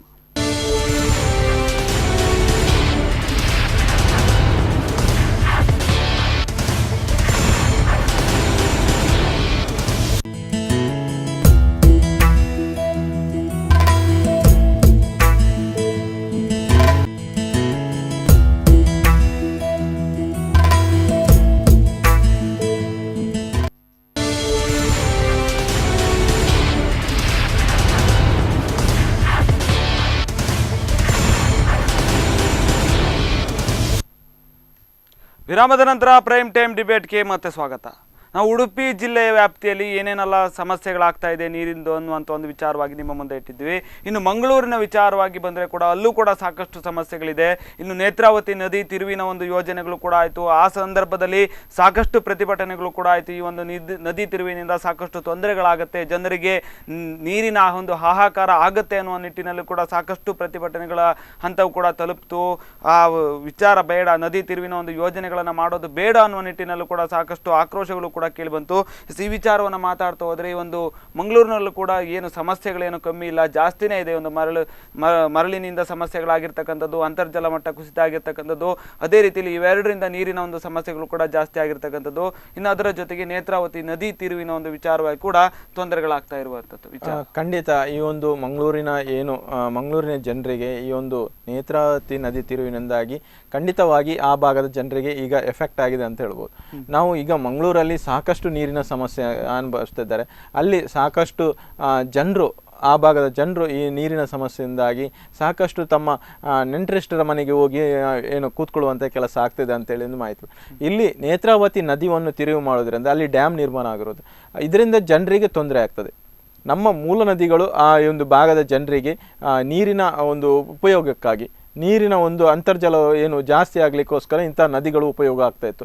ಜನರು ಇಂತಹ ನದಿಗಳಿಂದ ನೀರನ್ನು ಉಪಯೋಗ ಮಾಡ್ತಿದ್ರು. ಇನ್ನು ಈ ಒಂದು ನದಿಯ ತಿರುವಿನಿಂದಾಗಿ ಸಾಕಷ್ಟು ಆ ಭಾಗದ ಜನರಿಗೆ ಇದು ಕೂಡ ಒಂದು ಇಫೆಕ್ಟ್ ಆಗ್ತದೆ. ಇದರಿಂದ ಜನರಿಗೂ ಕೂಡ ತೊಂದರೆ ಆಗ್ತದೆ. ಮತ್ತು ಈ ಭಾಗದಲ್ಲಿ ಸಾಕಷ್ಟು ಹೆಚ್ಚಿನ ಸಂಖ್ಯೆಯಲ್ಲಿ ಫ್ಲ್ಯಾಟ್ಗಳು ನಿರ್ಮಾಣ ಆಗ್ತಾ ಇರೋದು, ಕೆರೆಗಳನ್ನು ಎಕ್ವೈರ್ ಮಾಡ್ಕೊಳ್ಳೋದಿರ್ಬೋದು, ನದಿಗಳನ್ನು ಜಾಗವನ್ನು ಎಕ್ವೈರ್ ಮಾಡಿಕೊಂಡು ಕಟ್ಟಡ ನಿರ್ಮಾಣ ನಾನು ಈಗಾಗಲೇ ಹೇಳಿದಾಗೆ ಕಂಪನಿಗಳು ನಿರ್ಮಾಣ ಆಗ್ತದೆ. ಉದ್ಯಮಕ್ಕೋಸ್ಕರ ನದಿಗಳನ್ನು ಮುಚ್ಚುವಂಥ ಕೆಲಸ ಆಗ್ತಾಯಿದೆ. ಇದರಿಂದ ಸಾಕಷ್ಟು ಆ ಭಾಗದ ಜನರು ಹೆಚ್ಚಿನ ಒಂದು ಉಷ್ಣಾಂಶವನ್ನು ನಾವು ಆ ಭಾಗದ ಮಂಗಳೂರಲ್ಲಿ ನಾವು ಕಾಣ್ತಾ ಇದ್ದೇವೆ. ಖಂಡಿತ ಹೆಚ್ಚಿನ ಜನರು ಇದರಿಂದ ಸಾಕಷ್ಟು ತೊಂದರೆ ಅನುಭವಿಸ್ತದೆ. ಇನ್ನು ಸ್ವಲ್ಪ ದಿನ ಜಾಸ್ತಿ ಹೋದಾಗ ಇನ್ನೂ ಜಾಸ್ತಿ ಆಗುತ್ತೆ. ನೀರಿನ ಸಮಸ್ಯೆ ಜಾಸ್ತಿ ಆಗ್ತದೆ. 2 ದಿವಸಕ್ಕೊಮ್ಮೆ ನೀರು ಬರುವಂಥ ಕೆಲಸ ಆಗ್ತಿದೆ ಈಗಾಗಲೇ. ಈಗ 2 ದಿನಕ್ಕಾಗಿದೆ, ಇನ್ನು ಹೋಗ್ತಾ ಹೌದು, ಖಂಡಿತ. ಆ ಭಾಗದ ಜನರು ಸಾಕಷ್ಟು, ಮಂಗಳೂರು ಕಡೆಯಿಂದ ಸಾಕಷ್ಟು ನೀರಿನ ಸಮಸ್ಯೆಯನ್ನು ಅನುಭವಿಸ್ತಿದ್ದಾರೆ. ಈಗ ನಾವು ಮುಖ್ಯವಾಗಿ ಗಮನಿಸಬೇಕಂತ ಹೇಳಿದ್ರೆ ಹೋಟೆಲ್ಗಳಿಗೆ ಬರುವಂಥ ಟ್ಯಾಂಕರ್ ಮೂಲ ಬರುವಂಥ ನೀರುಗಳನ್ನು ಅದು ಸರಿಯಾದ ರೀತಿಯಲ್ಲಿ ಉಪಯೋಗ ಆಗಬೇಕು. ಜನರು ಅದನ್ನು ಕುಡಿಯುವಾಗ ಉತ್ತಮವಾದ ನೀರನ್ನು ಕುಡಿಬೇಕು. ಈಗ ಅದು ನಾವು ಒಂದು ಬದಿಯಲ್ಲಿ ಬೇರೆ ಬೇರೆ ರೀತಿಯಲ್ಲಿ ನೀರಿನ ಸಮಸ್ಯೆಯಿಂದಾಗಿ ಸಾಕಷ್ಟು ತೊಂದರೆಯನ್ನು ಮಂಗಳೂರು ಜನರು ಕೂಡ ಅನುಭವಿಸ್ತಿದ್ದಾರೆ. ಎಲ್ಲ ಕಡೆ ಈಗ ನಮಗೆ ಹೆಚ್ಚಿನ ವಾಹಿನಿಗಳಿಗೂ ಪತ್ರಿಕೆಗಳಿಗೂ ಒಂದು ಸುದ್ದಿ ಅಂತ ಹೇಳಿದ್ರೆ ನೀರಿನ ಸಮಸ್ಯೆ ಇದೆ, ಸುದ್ದಿ ಆಗಬೇಕು. ಆದರೆ ಜನರು ಎಚ್ಚೆತ್ಕೊಳ್ಬೇಕಾಗಿದೆ, ಅಧಿಕಾರಿಗಳು ಎಚ್ಚೆತ್ಕೊಳ್ಬೇಕಾಗಿದೆ. ಇಂತಹ ಸಮಸ್ಯೆಗಳು ಬರ್ತದೆ ಅಂತೇಳಿ ಮೊದಲೇ ಗೊತ್ತಿರ್ತದೆ. ಆದರೆ ಈಗ ಜನರು ಎಚ್ಚೆತ್ಕೊಳ್ಳದೆ ಸಾಕಷ್ಟು ಈ ಒಂದು ಜನರ ಮೇಲೇನೆ ಪರಿಣಾಮ ಬೀಳ್ತಾ ಇದೆ ಅಂತ ಹೇಳ್ಬೋದು.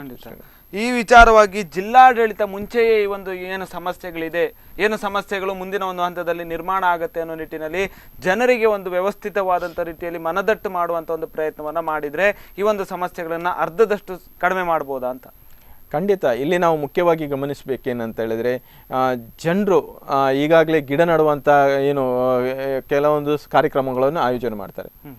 ಗಿಡ ನೆಟ್ಟ ನಂತರ ಅದನ್ನು ಪೋಷಿಸಿ ಅದನ್ನು ಬೆಳೆಸುವಂಥ ಕೆಲಸ ಜನರು ಮಾಡಬೇಕಾಗಿದೆ. ಈಗ ಜಿಲ್ಲಾಡಳಿತ ನಾವು ಗಮನಿಸ್ತೇವೆ, ಸಾಕಷ್ಟು ಇಂತಹ ಕಾರ್ಯಕ್ರಮಗಳನ್ನು ಯೋಜನೆಗಳನ್ನು ಆಗ್ತದೆ. 1,000 ಗಿಡ ನೆಡುವಂಥ ಕೆಲಸ ಇರ್ಬೋದು, ಅರಣ್ಯ ಇಲಾಖೆಯಿಂದ ಇಂತಹ ಗಿಡಗಳನ್ನು ನೆಡುವಂಥ, ರಸ್ತೆ ಬದಿಗಳಲ್ಲಿ ಗಿಡಗಳನ್ನು. ಈಗ ರಾಷ್ಟ್ರೀಯ ಹೆದ್ದಾರಿ ನಿರ್ಮಾಣ ಆದಾಗ ಸಾಕಷ್ಟು ಮರಗಳನ್ನು ಕಡಿಯಲಾಯಿತು. ಖಂಡಿತ. ನಾವು ಮಂಗಳೂರಿಂದ ಕುಂದಾಪುರ ಕಡೆ ನಾವು ಬರುವಾಗ ಸಾಕಷ್ಟು ಮರಗಳ ಗಿಡಗಳನ್ನು ಕಾಣ್ತಾ ಇದ್ವಿ. ಅದೇ ರಾಷ್ಟ್ರೀಯ ಹೆದ್ದಾರಿ ಅಂದರೆ ಅಭಿವೃದ್ಧಿ ಆಗಬೇಕು. ಅಭಿವೃದ್ಧಿ ಆದಾಗ ಇಂಥ ರಸ್ತೆಗಳನ್ನು ಅಗಲೀಕರಣ ಆಗ್ತದೆ. ಆವಾಗ ರಸ್ತೆ ಬದಿಯಲ್ಲಿದ್ದಂಥ ಮರಗಳನ್ನು ಕಡಿಯಲಾಗ್ತದೆ. ಅದಕ್ಕೆ ಬದಲಿ ವ್ಯವಸ್ಥೆಯಾಗಿ ಗಿಡಗಳನ್ನು ನಡಿಬೇಕಾಗ್ತದೆ. ಆದರೆ ಈಗ ಸಾಕಷ್ಟು ರಸ್ತೆ ಬದಿಗಳಲ್ಲಿ ಗಿಡಗಳನ್ನು ನೆಡ್ತದೆ. ಅದು ಅದರಲ್ಲಿ 1,000 ಗಿಡಗಳನ್ನು ನೆಟ್ಟರೆ ಅದರಲ್ಲಿ 100 ಗಿಡಗಳು ಸರಿಯಾಗಿ ಬೆಳವಣಿಗೆ ಆಗುವುದಿಲ್ಲ. ಖಂಡಿತ. ಒಂದು ಕರೆ ಇದೆ. ಹಲೋ, ನಮಸ್ತೆ ಸರ್, ಎಲ್ಲಿಂದ ಕರೆ ಮಾಡ್ತಾ ಇದ್ದೀರಿ? ನಿಮ್ಮ ಹೆಸರು? ಎಸ್, ಹೇಳಿ ಸರ್. ಈ ಒಂದು ಜಲಕ್ಷಾಮ ಅನ್ನುವಂಥ ಒಂದು ವಿಚಾರವನ್ನು ಇಟ್ಕೊಂಡು ಮಾತಾಡ್ತಾ ಇದ್ವಿ. ನಿಮ್ಮ ಒಂದು ಅಭಿಪ್ರಾಯಗಳನ್ನು ಹೇಳಿ. ಜಲಕ್ಷಾಮ ಅಂದ್ರೆ ಪ್ರಥಮವಾಗಿ ಇಷ್ಟು ವರ್ಷದಿಂದ ಹೇಳಿ ಸರ್. ಜಲಕ್ಷಾಮ ಇಷ್ಟು ವರ್ಷದಿಂದ ಫಾರೆಸ್ಟ್ ಅನ್ನು ಕಡಿತಿದ್ದಾರೆ, ಮರಗಳನ್ನು. ಇದಕ್ಕೆ ಸರ್ಕಾರ ಆಗಲಿ ಅಧಿಕಾರಿಗಳಾಗಲಿ ಲಂಚಕ್ಕೆ ಮಾತ್ರ ಇದಾಗುದು. ಅದರ ನಿವಾರಣೆ ಅವರು ಹೇಳುವುದಿಲ್ಲ. ಏಕೆ ಹೋಗಿದೆ ನೋಡಿ, ಮಂಗಳೂರು ನೋಡಿ, ಸುಬ್ರಹ್ಮಣ್ಯ ನೋಡಿ. ಸುಬ್ರಹ್ಮಣ್ಯಕ್ಕೆ ಮಳೆ ಬರ್ತದೆ, ಅದು ಏಕೆ ಬರ್ತದೆ? ತಜ್ಞರು ಇದ್ದಾರೆ, ಅಧಿಕಾರಿ ವರ್ಗ ಇದೆ, ಅಧಿಕಾರಿದ್ದಾರೆ. ಅಲ್ಲಿಗೆ ಏಕೆ ಬರ್ತದೆ, ಮಂಗಳೂರಿಗೆ ಏಕೆ ಬರುವುದಿಲ್ಲ? ಇದನ್ನು ತಜ್ಞರು ಹುಡುಕ್ಬೇಕು. ಅಲ್ಲಿ ಅಂದ್ರೆ ಮರಗಳಿದೆ, ಇಲ್ಲಿ ಮರಗಳನ್ನು ಕಡಿಯುತ್ತಿದ್ದಾರೆ ಎಲ್ಲ ಭಾಗಗಳು. ಮರಗಳನ್ನು ನಡುವುದಲ್ಲ, ನಡೆಯುತ್ತಿದ್ದಾರೆ. ನಟ್ರೆ 200 ವರ್ಷ ಎಷ್ಟೋ ಹೋಗ್ಬೇಕು. ಆ ಮೋಡ ಇದು ಮಾಡಿ ಅದಕ್ಕೆ ತಜ್ಞರು ಹೇಳ್ತಾ ಇದ್ದಾರೆ ಮುಂಚೆ ಇತ್ತು. ಮತ್ತೊಂದು, ಇಲ್ಲಿ ನೀರು ತಿರುವು, ಈ ನೀರು ತಿರುವಿನಲ್ಲಿ ಕರೆಕ್ಟ್ ಇದ್ರೆ ತಿರುವು ಕೊಡ್ಬಹುದು ಅವ್ರಿಗೆ, ಚಿಕ್ಕಮಂಗ್ಳೂರಿಗೆ ಕೊಡ್ಬಹುದು. ಅಂದ್ರೆ ಅಲ್ಲಿ ಮಳೆಗಾಲದಲ್ಲಿ ಇದು ಕಡಲಿಗೆ ಹೋಗುವಂತದ್ದು, ಇದು ಖಂಡಿತ ನೀರು ಕೊಡ್ಬಹುದು. ಕೊಡ್ಲಿಕ್ಕೆ ಬಾರದಂತಲ್ಲ, ಅವ್ರಿಗೆ ನೀರು ಬೇಕು. ಆದ್ರೆ ಅವರು ಬೇಸಿಗೆ ಕಾಲದಲ್ಲಿ ಕೇಳಿದ್ರೆ ಮಾತ್ರ ಇಲ್ಲಿಗೆ ಇಲ್ಲ. ಮತ್ತೊಂದು, ಇಲ್ಲಿ ಆ ನೀರು ಬಂದು ಇಲ್ಲಿ ಸ್ಟಾಕ್ ಹೇಗೆ ಮಾಡ್ಬೇಕು ಇದು ಅಧಿಕಾರಿಗಳಿಗೆ ಗೊತ್ತಿಲ್ಲ, ರಾಜಕೀಯಕ್ಕೆ ಬರುವುದಿಲ್ಲ. ಅಂದ್ರೆ ಕೃಷಿಕರು ಗೊಬ್ಬೆ ಹಾಕ್ತಾರೆ ನಮ್ದೇ ನೇತ್ರಾವತಿ ನದಿಗೆ. ಇಲ್ಲಿ ಅಣೆಕಟ್ಟು ಮಾಡುವಾಗ ಆ ಕೃಷಿಗಳು ಅವರಿಗೆ ಹಣ ಕೊಟ್ರೆ ಅವ್ರು ಕೊಡ್ತಾರೆ ಜಾಗವನ್ನು. ಇವರು ಸರ್ಕಾರ ಕರೆಕ್ಟ್ ಅವರಿಗೆ ಹಣ ಕೊಡುವುದಿಲ್ಲ. ಇದರಿಂದ ಎಷ್ಟು ಲಕ್ಷ ಲೀಟರ್ ಬೇಕು ಅಷ್ಟೊಂದು ಸ್ಟಾಕ್ ಮಾಡ್ಲಿಕ್ಕೆ ಆಗ್ತದೆ, ಮಂಗಳೂರಿಗೆ ನೀರು ಕೊಡ್ಲಿಕ್ಕೆ ಆಗ್ತದೆ. ಆಗುದಿಲ್ಲ ಅಂತ ಏನಿಲ್ಲ. ನಿರ್ಲಕ್ಷ್ಯ ಅಧಿಕಾರಿಗಳು, ರಾಜಕೀಯವರು, ಅವರು ಆಗುವಾಗ ಮಾತ್ರ ಹೊರಡುವುದು. ಆಗುವಾಗ ಹೊಡೆದಿದ್ರೆ ಏನ್ ಮಾಡ್ಲಿಕ್ಕೆ ಆಗ್ತದೆ? ಆವಾಗ ಕೊಡ್ಲಿಕ್ಕೆ ಆಗ್ತಾರ? ಅದಕ್ಕೆ ಮುಂಚೆನೆ ಯೋಜನೆ ಹಾಕ್ಬೇಕು. ಈಗ ನೋಡಿ, ಟಿವಿಯಲ್ಲಿ ಬರ್ತದೆ, DC ಅವರು ಗಂಜಿ ಕೇಂದ್ರ ಇವಾಗಲೇ ಜೂನ್ ನಲ್ಲಿ ಮಳೆ ಬರ್ತದೆ ಮತ್ತೊಂದು ಇಲ್ಲಿ. ಅದಲ್ಲ, ಗಂಜಿ ಕೇಂದ್ರ ಅಲ್ಲ, ಇಲ್ಲಿ ಹೊಯ್ಗೆ ತೆಗಿಲಿಕ್ಕೆ ಬಿಡ್ಲಿಲ್ಲ. ಇಲ್ಲಿ ಹೊಯ್ಗೆ ಜಾಸ್ತಿ ಮಾಡಿಟ್ಟು ಬಂದು ಇದೆಲ್ಲ ಬರ್ತದೆ ನೀರೆಲ್ಲ. ಇದು ಯಾಕೆ ಬಿಡ್ಲಿಲ್ಲ? ಖಂಡಿತ ಖಂಡಿತ ಅದಕ್ಕೆ ಕಾರಣ ಕೊಡ್ಬೇಕು. ಜನಗಳಿಗೆ ಇಷ್ಟು ರೇಟಿಗೆ 12,000ಕ್ಕೆ ಹೊಯ್ಗೆ ಬರ್ತದೆ ಈಗ. ಕಿಶೋರ್ ಅದನ್ನು ಕೊಡ್ಬೇಕು. ಅದು ಏಕೆ ಬಿಡ್ಲಿಲ್ಲ? ಹೊಲಕ್ಕೆ ಹೋಗ್ತದ, ನೀರು ನಿಲ್ಲುವುದಿರುವ, ಪ್ರತಿ ಒಂದನ್ನು ಅವರು ವೀಕ್ಷಣೆ ಮಾಡಿ ಕೊಡ್ಬೇಕಲ್ವಾ? ಕೊಡುವುದಿಲ್ಲ. ಜನರ ಹಿತಾಸಕ್ತಿಗೋಸ್ಕರ ಕೆಲಸವನ್ನ ಮಾಡ್ಬೇಕು. ಮಾಡುವುದಿಲ್ಲ. ಯಾರು ಮಾಡ್ತಾರೆ ನೋಡಿ, ಪ್ರತಿ ಒಂದರಲ್ಲಿ ಯಾರು ಮಾಡ್ತಾರೆ? ಆದ್ರೆ ಅದು ಆ ಕೆಲಸಗಳು ಆಗ್ತಾ ಇಲ್ಲ ಅನ್ನುವಂತ ಒಂದು ವಿಚಾರ. ಧನ್ಯವಾದಗಳು. ಒಂದು ಕೆಲಸ ಜನಗಳ ಹಿತಾಸಕ್ತಿಗಾಗಿ ಒಂದು ಕೆಲಸ ಆಗುದಿಲ್ಲ. ಇಲ್ಲ ಇಲ್ಲ ಇಲ್ಲ, ಅವರಿಗೆ ಬೇಕಾಗಿ ಈಗ ಇಲೆಕ್ಷನ್ ಆಗಿ ಒಂದಾಗಿದೆ. ಇಲೆಕ್ಷನ್ ಆಗಿ ಅವರು ಕೂತು ಅವರು ಏನ್ ಮಾಡ್ತಾರೆ ಅವರ ನಿರ್ಧಾರ ಅವ್ರದ್ದು. ಆಫೀಸರ್ನವ್ರು ಕೂತು ರಾಜಕೀಯ ಅವರು ಕೂತು ಅವರಿಗೆ ಬೇಕಾದಷ್ಟು ಮಾಡ್ತಾರೆ. ಸ್ವಹಿತಾಸಕ್ತಿಗೋಸ್ಕರ ಕೆಲಸವನ್ನ ಮಾಡ್ತಾ ಇದ್ದಾರೆ ಅಂತ ಹೇಳ್ತಾರೆ. ಒಬ್ಬರು ಮಾಡುವುದಿಲ್ಲ. ಯಾರು ಬೇಕಾದ್ರು, ಯಾರು ಹೋಗ್ಲಿ, ಯಾವ ಪಕ್ಷ ಬೇಡ. ಖಂಡಿತ ಬೇಕಾಗಿ ಅವರ ಹೆಣ್ಣು ಮಕ್ಕಳಿಗೆ ಬೇಕಾಗಿ ಅವ್ರಿಗೆ ಕೆಲಸ ಮಾಡ್ತಾರೆ ಅಷ್ಟೇ. ಖಂಡಿತ ಧನ್ಯವಾದಗಳು ಸರ್ ನಿಮ್ಮ ಅಭಿಪ್ರಾಯಕ್ಕೋಸ್ಕರ.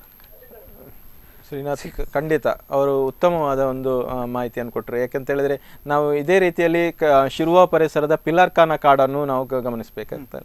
ಇಲ್ಲಿ ಏನಾಗಿದೆ ಅಂತ ಹೇಳಿದ್ರೆ ದೇವರ ಹೆಸರಲ್ಲಿ ಆ ಕಾಡು ಉಳಿದಿದೆ. ಸುಮಾರು ಎಕರೆಗಳು ಕಾಡು ಇದೆ.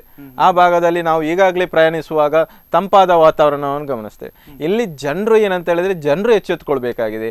ಜನರು ಇಂತಹ ಏನು ಮರಗಿಡಗಳನ್ನು ರಕ್ಷಿಸುವಂತ ಕೆಲಸ ಆಗ್ಬೇಕು. ದೇವರ ಹೆಸರಲ್ಲಿ ಆ ಒಂದು ಕಾಡು ಉಳಿದಿದೆ. ಮುಂಚೆ ಆ ಒಂದು ಏನು ದೇವರು ಆ ಭಾಗದ ಕಾಡುಗಳನ್ನು ಕಡಿದ್ರೆ, ಮರಗಳನ್ನು ಕಡಿದ್ರೆ ಏನಾದರೂ ಆ ಊರಿಗೆ ಗಂಡಾಂತರ ಬರ್ತದೆ, ಜನರಿಗೆ ತೊಂದರೆ ಆಗ್ತದೆ ಎಂಬ ದೃಷ್ಟಿಯಲ್ಲಿ ಸಾಕಷ್ಟು ಜನರು ಈ ಒಂದು ಕಾಡಿನ ಏನು ಮರಗಳನ್ನು ಕಡಿಲಿಕ್ಕೆ ಹೋಗುವುದಿಲ್ಲ. ಸುಮಾರು 300 ಎಕರೆ ತನಕ ಈ ಒಂದು ಭಾಗದಲ್ಲಿ ಕಾಡಿದೆ. ಈ ಭಾಗದಲ್ಲಿ ತಂಪಾದ ವಾತಾವರಣಗಳಿದೆ, ನೆರಳಿದೆ, ಪ್ರಾಣಿ ಪಕ್ಷಿಗಳಿಗೆ ಅವಕಾಶ ಮಾಡಿಕೊಡ್ತಾ ಇದೆ. ನಾವು ಮುಖ್ಯವಾಗಿ ಈ ಒಂದು ಕಾಡುಗಳನ್ನು ರಕ್ಷಿಸುವುದರಿಂದ ಸಾಕಷ್ಟು ಅಂತರ್ಜಲ ಹೆಚ್ಚಿಸ್ಬೋದು. ಸಮಯಕ್ಕೆ ಮಳೆ ಆಗ್ಬೋದು. ಜನರಿಗೆ ಇದರಿಂದ ಉಪಯೋಗ ಇದೆ. ಜನರು ಯಾವುದೇ ನಾವು ಈಗಾಗಲೇ ಹೇಳಿದಾಗ ಅವರು ಕಾಡುಗಳನ್ನು ನಾವು ನಾಶ ಮಾಡುವುದರಿಂದ ನಾವು ಇಂತಹ ತೊಂದರೆಗಳನ್ನು ಅನುಭವಿಸ್ತಿದೆ. ಈಗ ಬಿಸಿಲಿನ ಉಷ್ಣಾಂಶ ಜಾಸ್ತಿ ಆಗ್ಲಿಕ್ಕೂ ಕೂಡ ಕಾರಣ ಇದೇ ಒಂದು ಕಾರಣ. ಕಾಡು ನಾಶ ಆಗ್ತಾ ಇದೆ, ಜನರು ತೊಂದರೆ. ಪ್ರತಿ ಒಂದು ಜನರು ಮರಗಿಡಗಳನ್ನು ಅಭಿವೃದ್ಧಿ ಸಂದರ್ಭ ನಾನು ಈಗಾಗಲೇ ಕಡಿದ್ರು ಆದ್ರೂ ಕೂಡ ಅಂಥ ಗಿಡಗಳನ್ನು ನಡುವಂಥ ಕೆಲಸ ಆಗಬೇಕಾಗಿದೆ. ಎಲ್ಲೋ ಆಗೋದಿಲ್ಲ. ಅರಣ್ಯ ಅಧಿಕಾರಿಗಳು ಈ ಬಗ್ಗೆ ಎಚ್ಚೆತ್ತುಕೊಳ್ಬೇಕಾಗಿದೆ. ಅವರು ಇಂತಹ ಏನು ಕಾಡುಗಳನ್ನು ನಾಶ ಮಾಡುವವರ ಮೇಲೆ ಕ್ರಮ ಕೈಗೊಳ್ಳಬೇಕಾಗ್ತದೆ. ಅಂಥದ್ದು ಯಾವುದೂ ಆಗೋದಿಲ್ಲ ಮುಂದೆ. ಖಂಡಿತ ಈ ಒಂದು ಅಧಿಕಾರಿಗಳು ಬಹುಶಃ ಬೇರೆ ಯಾವುದೋ ಊರಿನ ಒಂದು ಅಧಿಕಾರಿಗಳು ಆ ಸಂದರ್ಭದಲ್ಲಿ ಅವರು ಟ್ರಾನ್ಸ್ಫರ್ ಆಗಿಯೋ ಅಥವಾ ಯಾವುದೋ ಒಂದು ಸಂದರ್ಭದಲ್ಲಿ ಈ ಪ್ರದೇಶಕ್ಕೆ ಬರ್ತಾರೆ, ಕರಾವಳಿಗೆ ಬರ್ತಾರೆ ಅಂತ ಒಂದು ಇಟ್ಕೊಳ್ಬೇಕಾದಂಥ ಒಂದು ಉದಾಹರಣೆ. ಆ ಸಂದರ್ಭದಲ್ಲಿ ಇಲ್ಲಿ ಕರಾವಳಿಯಲ್ಲಿ ಏನು ಸಮಸ್ಯೆಗಳಿದೆ, ಕರಾವಳಿಯಲ್ಲಿ ಜನರಿಗೆ ಮಾಡಬೇಕಾದಂಥ ಒಂದು ಕೆಲಸಗಳು ಯಾವುದು ಅನ್ನುವಂಥ ಒಂದು ವಿಚಾರವಾಗಿ ಗುರುತಿಸುವಲ್ಲಿ ಬೇರೆ ಪ್ರದೇಶದಿಂದ ಬಂದಂಥ ಒಂದು ಅಧಿಕಾರಿಗಳು ವಿಫಲ ಆಗಿರ್ತಕ್ಕಂಥದ್ದು ಈ ಒಂದು ಸಮಸ್ಯೆ ಉಲ್ಬಣ ಆಗಿರೋದಕ್ಕೆ ಕಾರಣ ಆಗಿರ್ಬೋದು ಅಂತ. ಖಂಡಿತ ಯಾರ ಕೈಗೊಂಬೆಯಾಗಿ ಈ ಅಧಿಕಾರಿಗಳು ಕೆಲಸ ಮಾಡಬಾರ್ದು.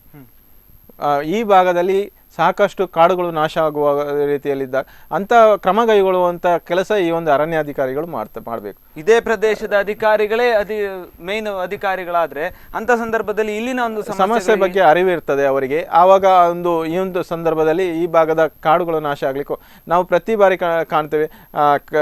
ಕಟ್ಟಡಗಳು ನಿರ್ಮಾಣವಾಗುವ ಸಂದರ್ಭದಲ್ಲಿ ಇರ್ಬೋದು, ರಸ್ತೆ ನಿರ್ಮಾಣ ಅಗಲೀಕರಣ ಆಗುವಾಗ ಜಾಸ್ತಿ ಜಾಗವನ್ನು ಎಕ್ವೈರ್ ಮಾಡುವಾಗ ಮರಗಳನ್ನು ಕಡಿಬೇಕಾಗ್ತದೆ. ರಸ್ತೆಗೆ ಬೇಕಾದಷ್ಟೇ ಜಾಗವನ್ನು ಎಕ್ವೈರ್ ಮಾಡ್ಕೊಳ್ಳೋದಿಲ್ಲ. ಜಾಸ್ತಿ ರಸ್ತೆ ಬದಿಯಿಂದ ಸುಮಾರು ಮೀಟರ್ ದೂರ ತನಕ ಅದು ನಮಗೆ ಅಗಲೀಕರಣಕ್ಕೆ ಬೇಕಾಗುತ್ತೆ ಎಂಬ ದೃಷ್ಟಿಯಲ್ಲಿ ಎಕ್ವೈರ್ ಮಾಡೋದಿಲ್ಲ. ರಸ್ತೆ ಏನು ಸಾಲು ಮರಗಳಿರ್ತದೆ ಅದನ್ನೆಲ್ಲ ಕಡಿಯುವಂಥ ಕೆಲಸ ಆಗ್ತದೆ. ಸ್ಥಳೀಯವಾಗಿ ಸಮಾಜ ಸೇವಕರು, ಜನರು, ಸಂಘ ಸಂಸ್ಥೆ ಅದನ್ನು ನಿಲ್ಲಿಸಲಿಕ್ಕೆ ಹೋದರೂ ಕೂಡ ಅವರ ಮಾತಿಗೆ ಬೆಲೆ ಕೊಡೋದಿಲ್ಲ. ಮತ್ತೆ ನಾವು ಪ್ರತಿ ಬಾರಿ ವನ ಮಹೋತ್ಸವ ಅಂತೇಳಿ ಎಲ್ಲ ಸಂಘ ಸಂಸ್ಥೆಗಳು ಮಾಡ್ತವೆ. ಅದು ವನ ಮಹೋತ್ಸವ ಆಗೋದಿಲ್ಲ, ವನ ಮಹೋತ್ಸವ ಆಗ್ತದೆ. ಯಾಕಂತ ಹೇಳಿದ್ರೆ ನಾವು ಮುಖ್ಯವಾಗಿ ಗಮನಿಸಬೇಕಂತ ಹೇಳಿದ್ರೆ ಆ ಒಂದು ಏನು ಪತ್ರಿಕೆಗಳಿಗೆ, ಮಾಧ್ಯಮಗಳಿಗೆ ಒಂದು ಕಾರ್ಯಕ್ರಮಕ್ಕೋಸ್ಕರ ಮಾತ್ರ ಗಿಡ ಮಾತ್ರ ಸೀಮಿತ ಆಗಿ ಇರ್ತದೆ.